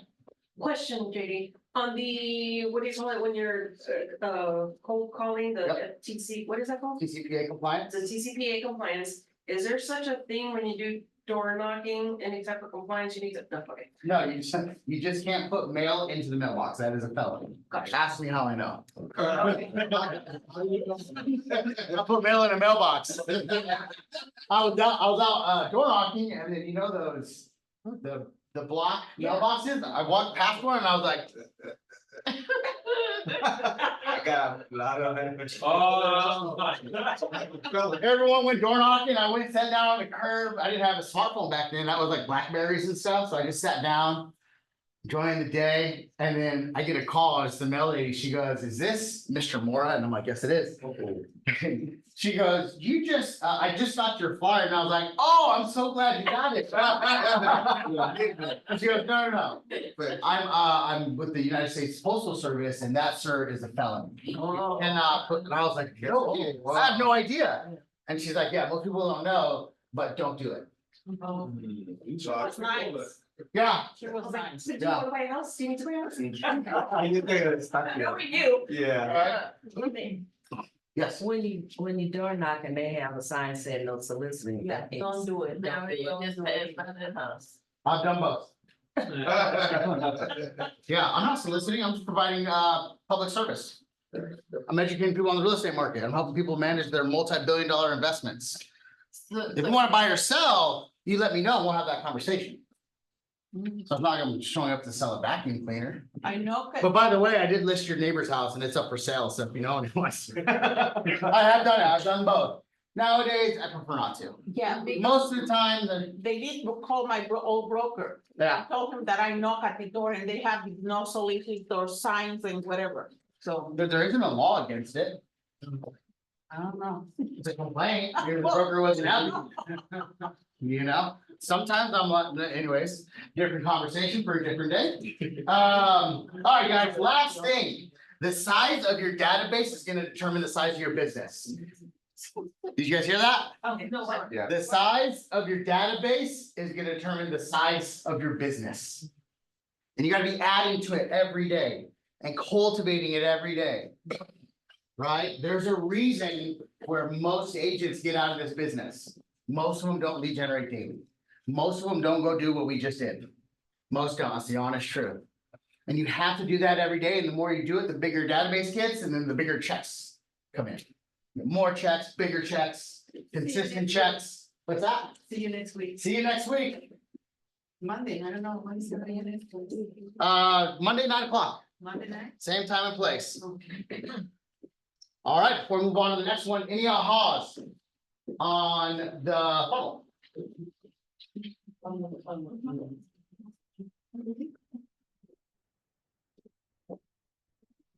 Any ahas? I have an aha, but it's, I don't think it has to do with the funnel. Okay, what do you got? I just, I took it out of my head, that whole, I don't wanna bother people, Oh. I don't like to get bothered. Yeah. When I was doing those phone calls, Uh-huh. I found it so easy to just put it on you. Okay, And be good, like, yeah. Hey, I'm in a competition, Yeah. I'm my instructor, go blah, blah, blah, Yeah. blah, Ooh. and it just felt good. Yeah, yeah. So here's a real, Mondo, record this one. Here's a real estate hack. You ready for this? So this, I'm ready. this is gonna be mainly for the eyes, but this could be for anyone, okay? This is a real estate hack.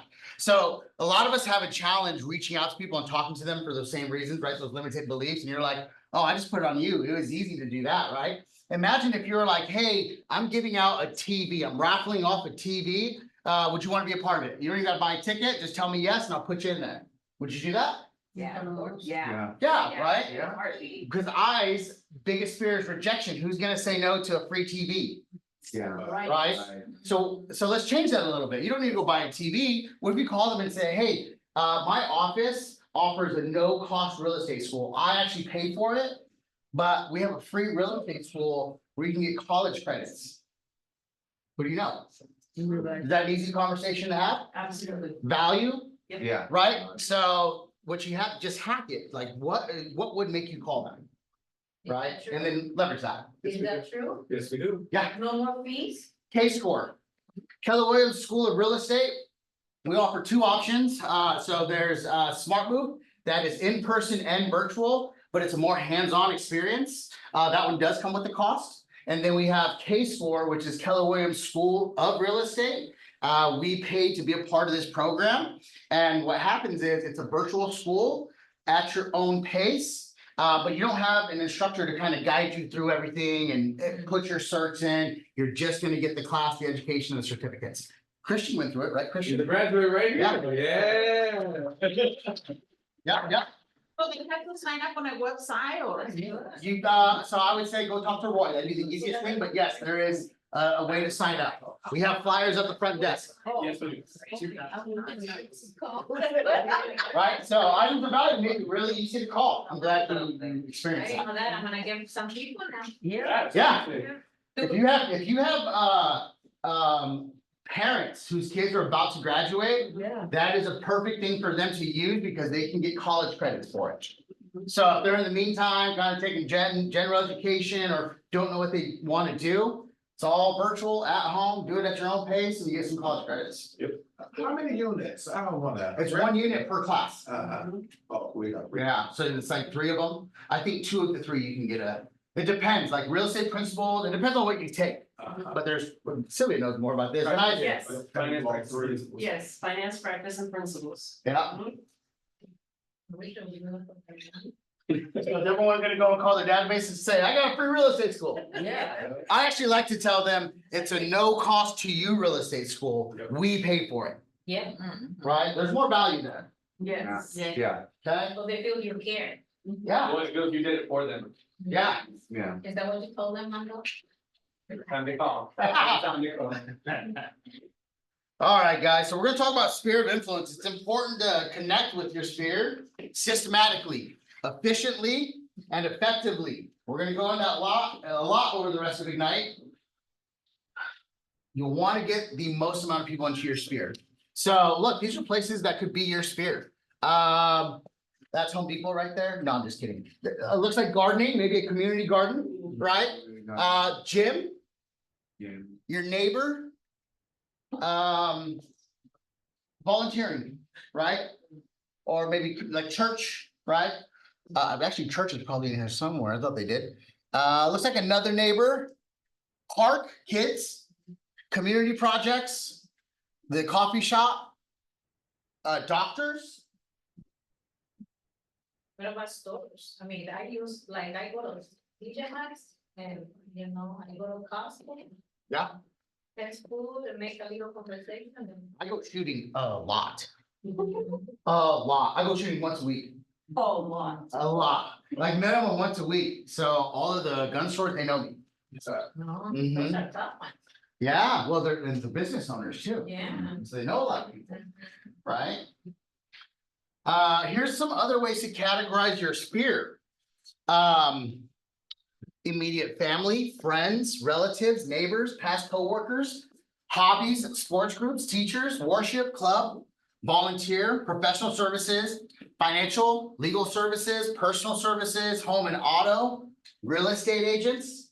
Can other real estate agents bring you business? Yeah. Yeah. The reason I got into like leading teams and stuff is every year at the end of the year, I always go back and look at my closings and I see where they came from. It's called sourcing your deals. So I do that every year. And one year, my number one source of deals was referrals from agents.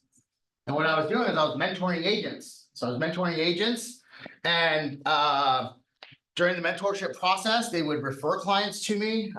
They would join my team afterwards, or sometimes they'd get out of the business. And because I had a relationship with them, they would refer business to me.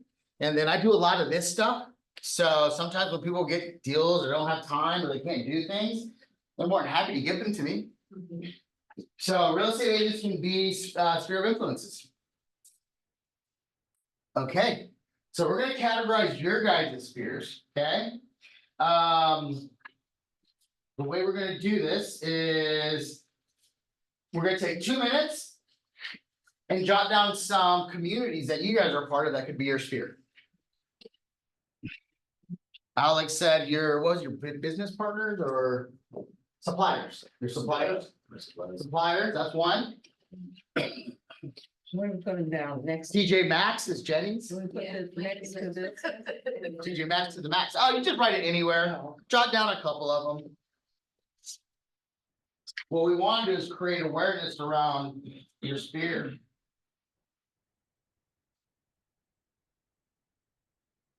Don't forget, social media is a sphere.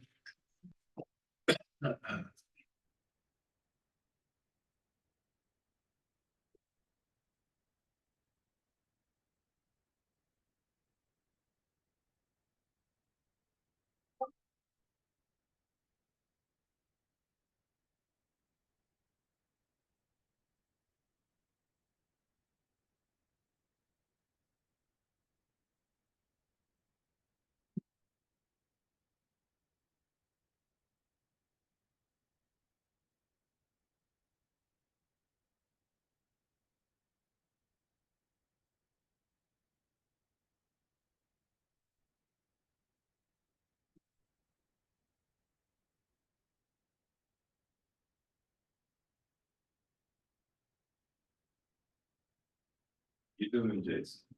Taking somebody's lunch? Take mine. You got gosh. It's so quiet.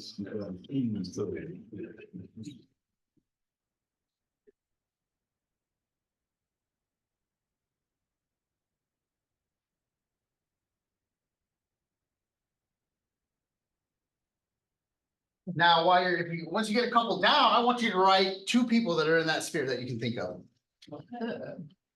Or one to 2. And then once you do that, you want to ask yourself, are they in your database? If so, good, you're on the right path. If not, get them in.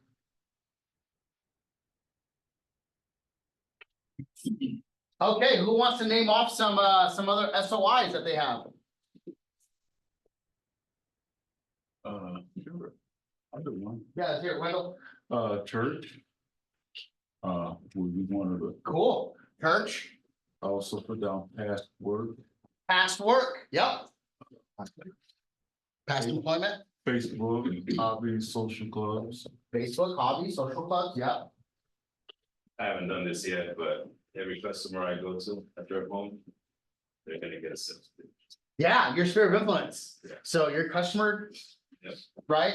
Use some co-marketing materials. You get real fancy with it and you just put Sylvia on the other side. I know this great agent, man, she is a hustler. She got me 120% over asking price, right? Yeah, so, business, Alex's business. He's in, by the way, if you guys don't know, Alex is a heating and cooling technician, right? And so he, oh, there you go. So that the clientele that he goes, that he has in his database that he's worked with for years, that's the spirit. All right, one more new spirit. Yes, Jenny. Birthday parties. Birthday parties. Christmas parties. Yeah. Thanksgiving parties. Oh, yeah. Oh, yeah. Now we're talking. Now we're talking. I know one. What do we got? Red headers. Red headers? Redheads. Tell me more about that. Red hats, All these. red hatters, Red hatters. social club, It's like- Oh, a women's social club. yeah, I like that. That's awesome. It just made me think of one. that I What kind of just started sacrifices doing. do you guys do to get into those? Just wanna have fun. You wanna have fun? Okay, I could do that.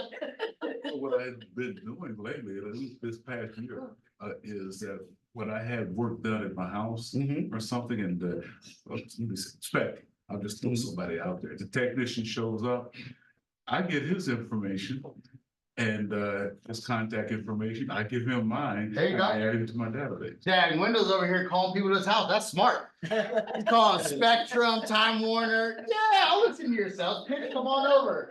Handyman. Fix what anyways. But yeah, that's actually what's called a business to business relationship. And there's a class called Never Ending Referrals that teaches you a way on how to go out and meet them. So typically the script is like, hey, I'm a realtor, I'm a local realtor. I heard you provide 5-star service. I would love to do some co-branding marketing materials with you. Is it okay if I come drop off my business cards today? Fine. Okay. You guys ready to shift your mindset? Yeah. Ooh, are you guys ready to shift your mindset? Yes. Cool. And who's ready? I am. All right, I want you guys, with your partners or whoever's next to you, go through your day so far and just write down where you were at and the people you came across. Did you guys go get gas today? Did you go to Gab breakfast? Yes. Right? Did you come to the office? Where are you gonna go after this? You're gonna go out to dinner, out for lunch? Take a quick minute, jot that down. And write down where you've been and who you've seen.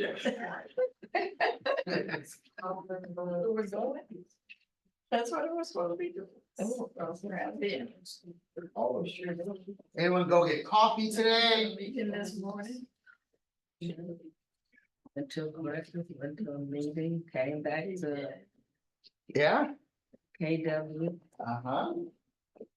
We were at the at same the place. breakfast. I talked to the gentleman next to me. He was a vendor who Oh. specializes in doing cleaning of the houses for mold. Wow. Yeah. It's good contact to have. And his boss also knows so much. So he gave me his card. I became interested in, I thought of 2 customers that I sold houses to. I can actually recommend. And I feel that would be a way to show that I care about things that I heard in the inspection.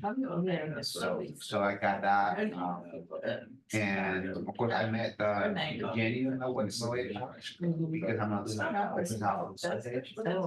So I hope that's gonna go well. Was she one of the ones that was up there pitching for her open house? No, that actually, she was in the club, but she couldn't make it today. She might be online. Right here, I'm right here. Oh, I'm right here. Oh, she's right here. Yeah, okay. There you go, yes. So that's pretty much what I met is the person. I see you, Alexa. How about? Dang, sure, give me some ghosts in the. Alexa, are you lead generating? I hope you're lead generating. That had a. I have to start. I'll get off for a second. What did you say, JD? That's over here, you can say hi. Oh, hello, Father. You putting me on the spot. He wants to know if you're lead generating. Not right now. I did not. 10 minutes ago, Joy. All right, guys, 1, 2, 2.5, 3. All right, guys, all eyes on me. Yes. So let's share. Did anyone come across anybody? Yes, Who'd you come across? I went to Starbucks twice already today. Wow. Oh, no, twice. Nice. One in Lancaster, one in Palmdale. Okay, and did you talk to the baristas? I just let them take my money. Shame on you. So that's the next part. It literally, I'm supposed to ask, do you want to get coffee? And then someone's always like, yes. No one ever says twice in the past couple hours. And then the next thing I gotta ask you is, could you have let them know you're in real estate? Yes, I could have. I could have gotten out of the car and Yeah. made that, conversation a whole lot easier. Mhm. Yes. Yeah, I have, I did. so there's an old title rep company, I still have, boxes of it. They gave me a whole bunch of sunglasses with their things on them, branded sunglasses. And so I have a whole bunch in my truck, I just keep them in my truck, and when, I'll just take them out randomly, like, hey, I'm a realtor, my card's on there, and I just give it to them. It's an item of value, Yeah. but it's just either wearing your badge, or just saying, hey, by the way, I'm in real estate. You can buy a house as a barista. Mhm. So, okay, who else? Anyone else come across? Anybody? Well, like I said earlier, I went to my supply house, started talking to all my guys there, and I came up with 2 leads. There you go. One is a for sure, and I'm gonna get them started on getting approved. And the other one's probably gonna wait about a year. Uh-huh, So yeah. Yeah, you'll be surprised by how many people have a time frame and it changes. Yes. It happens all the time. once I get to talking to them, Yeah. So we always like to say, the people that are in your world, what kind of perception are you building with them? So, for example, whenever someone says, like, anyone that I know, if they're like, now's not a good time to buy. Interest rates are high and prices are high. I tell them, I just got someone into a house, with $70,000 in equity. Is that a good deal? Yes. Meaning we got 70,000 below market value, Mhm. right? And so what kind of perception does that create? Just deals in all markets, right? Because the media is out there giving them all this horrible news, right? So like, I'm gonna wait a year, my credit's messed up, this and that, but every now and then you reach out and you go, hey, this cool little program came out, you can buy a house with no credit score. Right? And every time they hear that, you're creating this perception of it's possible, Mhm. and then timeframes change. And then the last thing I want to add to that is those people that you talk to, can you strengthen and deepen the relationship? Most definitely. No, you can. Change the way you look at things, and the things you look at change. That is a bold law, I'm pretty sure. By the way, that's where bold law is over there. Yep, right. Right at the top, underneath the bold laws, change the way you look at things. And the things you look at change. Okay. So, with that being said, how you guys lead generate? Has your perspective changed on that yet? Yeah. Yeah, in what ways?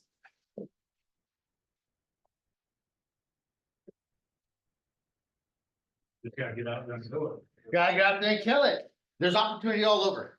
Yeah. Opportunity is all over. People think of sales, they picture telephone calls, sales calls and all. No, every day we're talking to people naturally in a natural conversation. But what happens is we don't see it as lead generating, right? So everything that you do when you're talking to people, that is lead generating, as long as you're having conversations around real estate.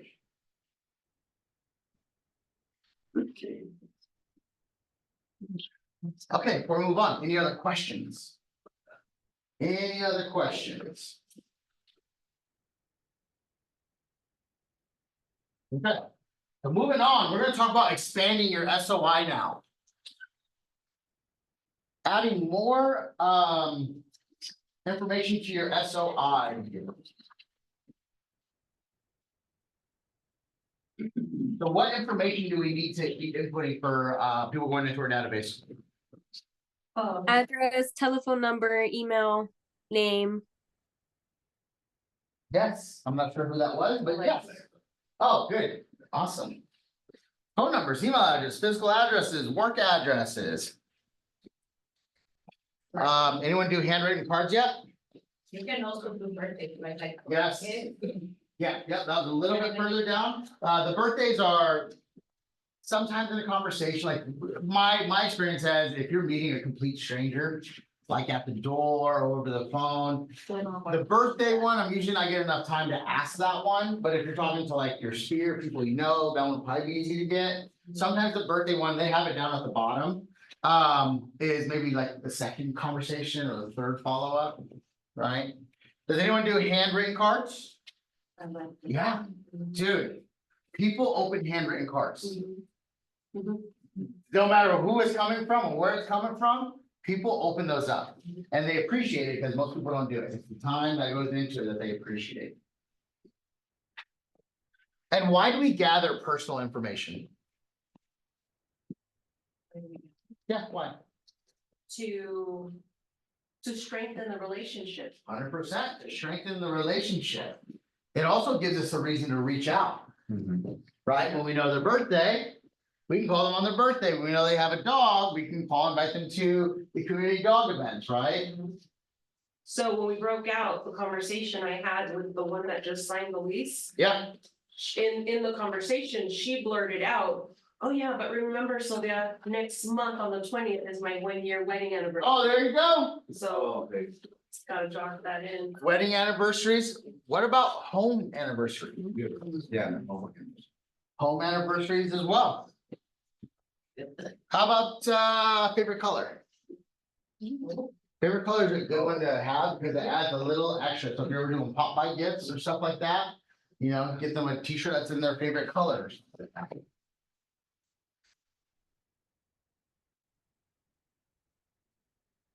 Okay.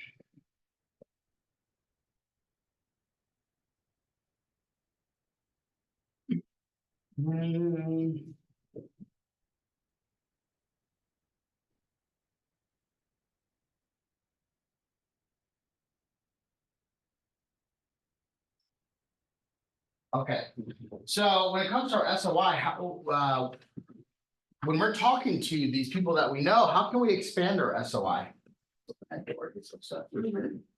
How can we expand our SOI as we're talking to these people? Ask them. Yeah, ask for referrals. Just ask. Just ask. Closed mouth don't get fed. Right? And you increase your chances just by asking. Even if you don't do it the smoothest or best way possible, you still increase your chances by asking. You know, Jason just came in here and opened up the refrigerator. So he wasn't asking anyone if they knew anyone they wanted to buy, that wanted to buy or sell. He was calling an expired. It was one of his first times calling an expired, and he was so nervous. And he didn't want to make the call, but he did. Calls, lady picks up and he goes, hey, I don't know if you know, but your house is no longer for sale. Do you still want to sell it? And she goes, yeah, are you gonna sell it for me? And he's like, yeah, yes, ma'am. And she goes, okay, so what do we do? And he was like, JD, this lady wasn't. I was like, set up the appointment, right? And he sets up the appointment and he goes over to that day. I don't even go with him. He goes on his own and he lists the house. Wow. Yeah, like, you know, if you make the call, you know, just do it and just ask, it's gonna happen. You'll come across, it's a numbers game.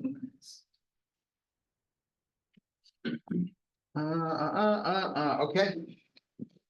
Strengthen casual connections. So what are some casual connections? What do you guys hear when we talk about casual connections?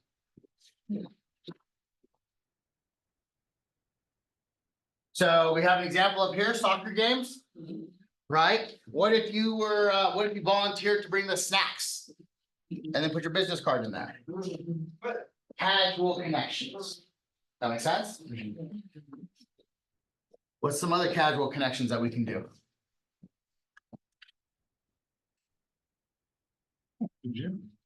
Gym? Yeah. Take a water bottle, put your card on it, casual conversations, handing out your business cards. I used to have a Welcome Homes magazine. We used to advertise in that. You guys remember that? I think it's still around. And they would give us like, I don't know, 100 every month to kind of hand out ourselves. Every day I would take 10 of them with me to the gym and I'd lay them on the bench in the guy's locker room. And then every day the workers would come and they'd take them, they'd throw them away. But every now and then someone would grab one. Right? Casual connections. And the thing is it's a numbers game. We really don't ever know who wants to buy or sell, right? What happens is we communicate in a systematic way. We do the same things over and over again. So when the time does come up, our system allows us to be in front of them. Right? So you could go and pay for the snacks for 10 soccer games. You don't know when you're gonna come across a person that wants to buy or sell. Right? But if you only do it one time, the chances are slim. But if you do it 10 times, there's a good chance you might catch them.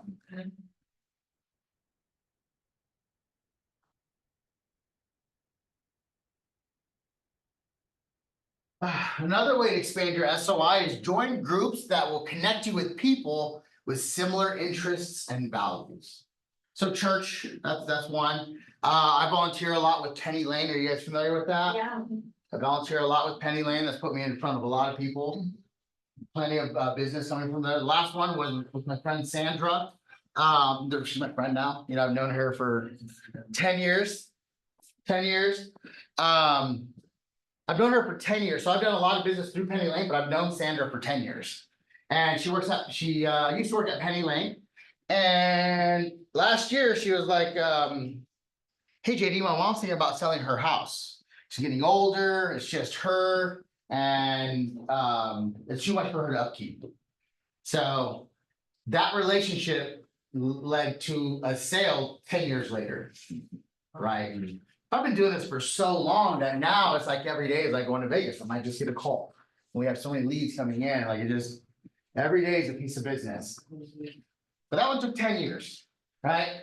But I got her through Penny Lane. Some people volunteer at Grace Resources. I mean, I volunteered there. Narita's volunteered there. What else? What are some other community groups?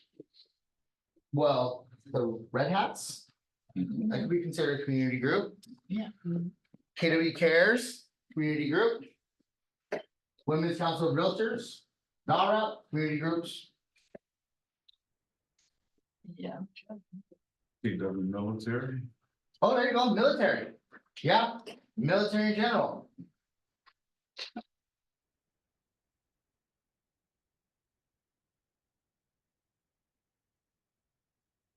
So asking for referrals. That's another way to expand your spirit.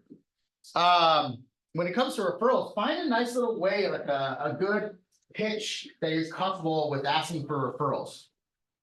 So here's one. Sylvia, who do you know that's looking to buy and would appreciate an $800 certificate to save a free appraisal? You know what? My next door neighbor husband just left her when she's a single mom. I'm sure she would. Oh, so every dollar counts. Yep. Cool. Well, me and my team, we're paying for appraisals for this month. If you give me her number, I'll call her once, let her know that you thought she'd appreciate that. And if she says, hey, it's not my jam, I'll just take her number out. Is that okay? Yeah, totally. Cool. Right. So I was leading with an item of value there. You can do it with case score too. But how do you ask for referrals? You know? Marita, how have you asked for referrals? How have I asked for referrals? Ask. You put me on the spot. No, I was actually. Ask somebody else. Okay.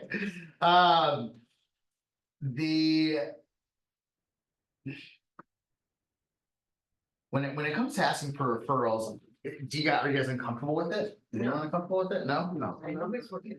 Always forget? No, I'll do it, I'll do it. Okay, so, just on the phone with people that I've sold houses to.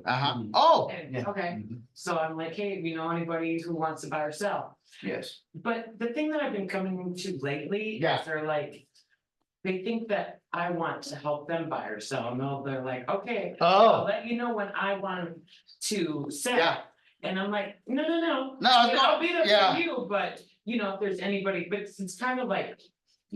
A little difficult to extract that from them, like, I'm here for you always. Yeah. If you know anybody, A good time to ask for referrals is in the beginning, in the middle, and the end of a transaction. Sure. In the beginning, they're super excited, in the middle, they're super excited, and at the end, they're super excited. Right? At the end, it's like, well, don't do it when don't give them the keys and be like, hey, who would appreciate the service, Give them the keys and then maybe what Rob Talbot taught us was 2 weeks later, show up with not even, he said like 7 days later, 7 days later, show up with a pizza. Because a lot of times they're unpacking. Yeah. So it's like, hey, I know you're probably, stuff's all over the place and you probably don't have dinner cooked, so I just want to stop by. Here's some pizza. Also, here's some of my business cards. And last thing before I head out is, who do you know that would appreciate, the feeling that you guys have in the service that I provide? Yeah, a lot of ways out for referrals, guys. Can I ask you something? Yeah. The problem that I have, because mostly who I call are women, Okay. I play their psychology. So I call them up and like, they go like this. I said, I start like, hey, how you guys are doing? How's the family? Oh my God, it never ends. So, and I feel so bad to, and then I hear this horrible story they're telling me. And then I feel like so bad now and saying like, well, do you know anybody that wants to buy himself? I also want to read the room. Some conversations, you just have to be a person, and we call those care calls. Yeah, So, most of them are. so here's the cool thing. Here is the cool thing. When you systematically lead generate in your database, I don't gotta tell people I'm a realtor anymore. People know. I live it. People know. Yeah. So when I call, I'll call people, I'll invite them to our spring event, like a lot of my clients turn into friends. I've been doing this so long, over the years, they turn into friends. So like Kit, the one I was just telling you about, she actually bought me a Christmas present. She had been sick, she's an old lady, she had been sick for a while. Now she's feeling better. She just reached out to me and was like, hey, JD, want to drop off your Christmas present, caught up with her, and we just talked about life. But she knows I'm in real estate. Anytime she knows someone, she refers them over to me. But every now and then, what I do is I put myself in positions to talk about real estate. Right? So I let her know, I took the opportunity and I was like, hey, Kent, I don't know if it's for you. I know you're happy at your house. You said you're going to stay there forever. But I know you had a friend in the past that wanted to buy, and we're having a seminar tomorrow. So if you want, I can send you guys the details. So she gave me her number and I sent her the details. JD, do you have a referral program? Do I have a referral program? Like if someone gives me a referral, like a client? Yeah, so way before I came into the real estate world, the agent who I actually purchased the Lake LA house from. Okay. She was like, hey, I would appreciate referrals, da, da, da, da, da, and here's something for you as a thank you. And so I was a little referring machine to her. Yeah, yeah, so I have and I haven't. And I've done it a number of different ways, and I've done it differently with people. So what I mean by that is, so like the general public, I don't give them money. I have bought them gifts in the past, right? Tax write-off gifts. So I'll have like Cutco knives. I have my embossing on it. So I have done that. When they give me referrals, what I found is usually the best. Honestly, this goes a long way, because those Cutco knives, they're like $200. Yeah. A package, or $100 for one. Yeah. And so I was like, I can't do that every time I give out a referral. But what I can do is give them a $5 gift card.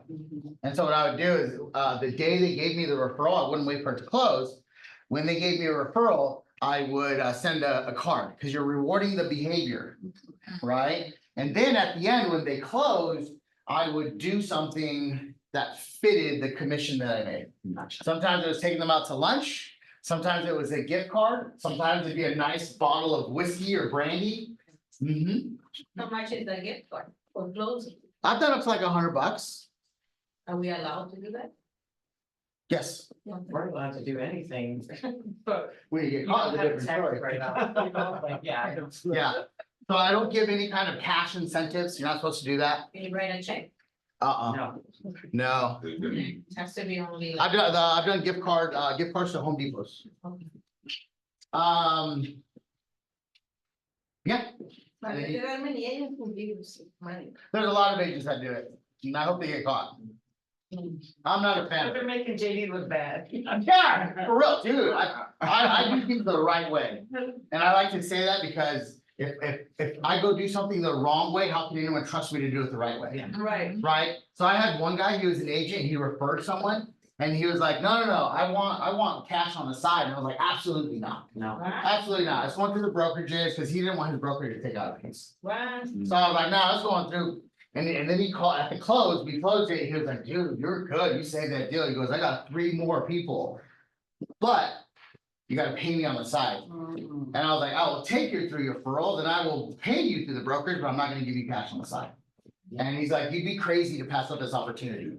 I was like, character is more important to me than that. I had an agent paying cash after they got their check, and I'm like, that's.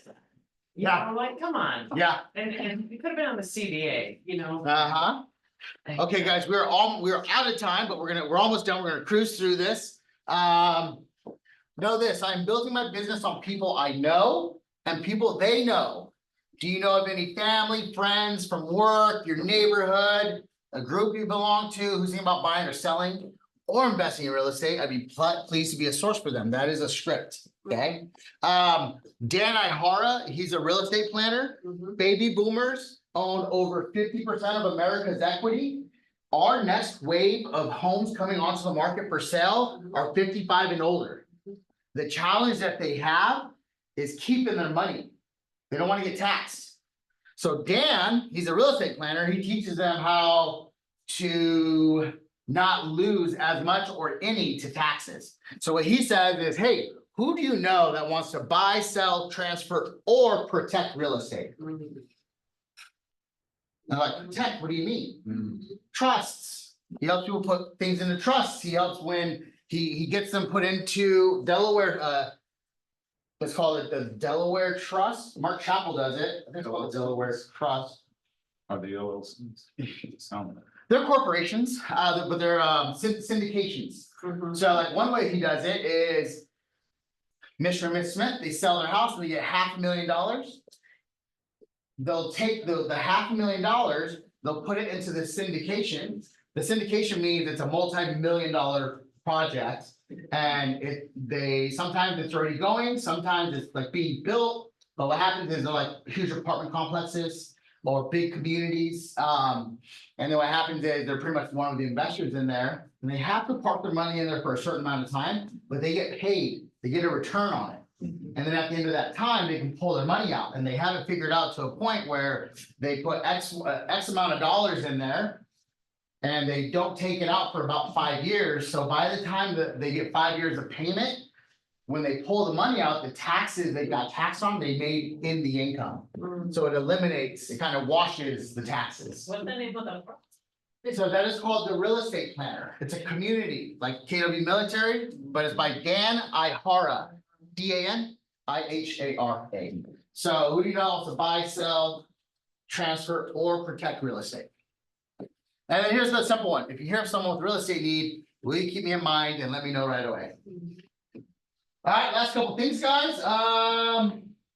QR code if you want to give feedback on this class. You don't have to. We actually have. You got a sheet. Do that one instead. Yeah. I don't know where that one goes. I think this goes to KWRI. KW Cares. If you guys don't know, we have 2 KW Cares. We have KW Cares International and KW Cares Local. KW Cares International is the international. It's they're the ones that have the truck and they go to like the Palisades fires. Yeah. They were there. They were donating. I forgot how much money. It was hundreds of thousands that they got, I do believe. And then we have a local KW Cares here, just in the office for our agents only, and that's ran by our agents.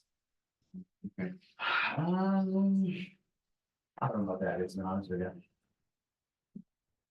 Okay, guys, last couple things you're gonna want to do when you get ready to lead generate. Get in the right mindset, right? Affirmations, incantations, and then think of your big why. Practice your scripts. Have your call list ready and then take action. Don't think, take action. And then maintain your database. Meetings, when you're putting people in there, Don't forget about them. Get in there. Keep adding to it. Put tasks, put reminders. Distractions, guys. This is gonna be the biggest killer, okay? Build a bunker. So hunker yourself in.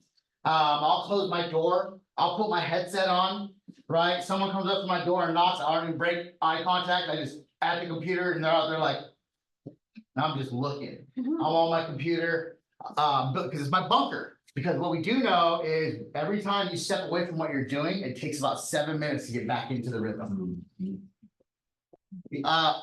Sorry, you put the previous one, I want to take a note on that. Store provisions, rations, get your water, get your coffee, have your snacks. Sweep for minds. So this means like be aware of what could interrupt it. Be aware of what could interrupt it.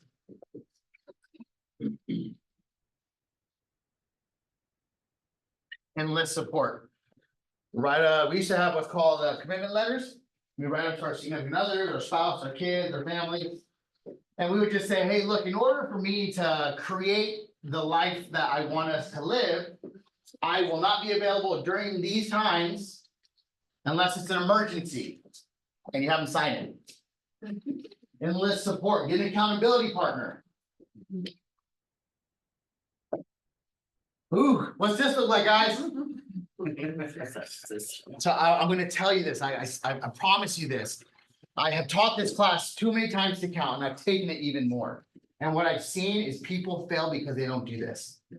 Right? We're on session 5. I think you guys got like 18 sessions. Change that today. Go out there and do one. I mean, you guys already did 3, 4 here. You know, hit the 10. Go do it because that's what's going to change. Most people come here and learn and they don't implement, and that's the problem. That's why we only have about 20% of our realtors actually produce, because 80% come in just to learn. They're too scared to take action. So take action. That's it for today's class, guys. Thank you for today's time.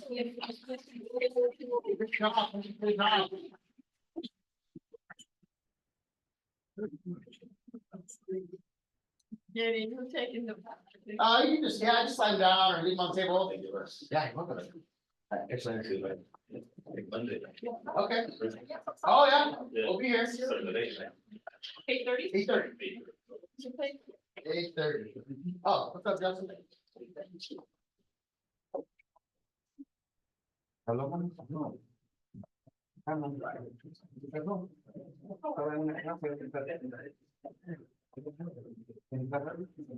Sí, ¿listas algo? No. I'm gonna be office.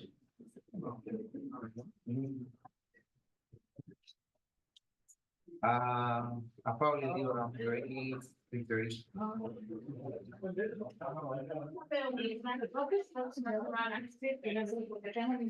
welcome, Alexa. Thank you. You're welcome.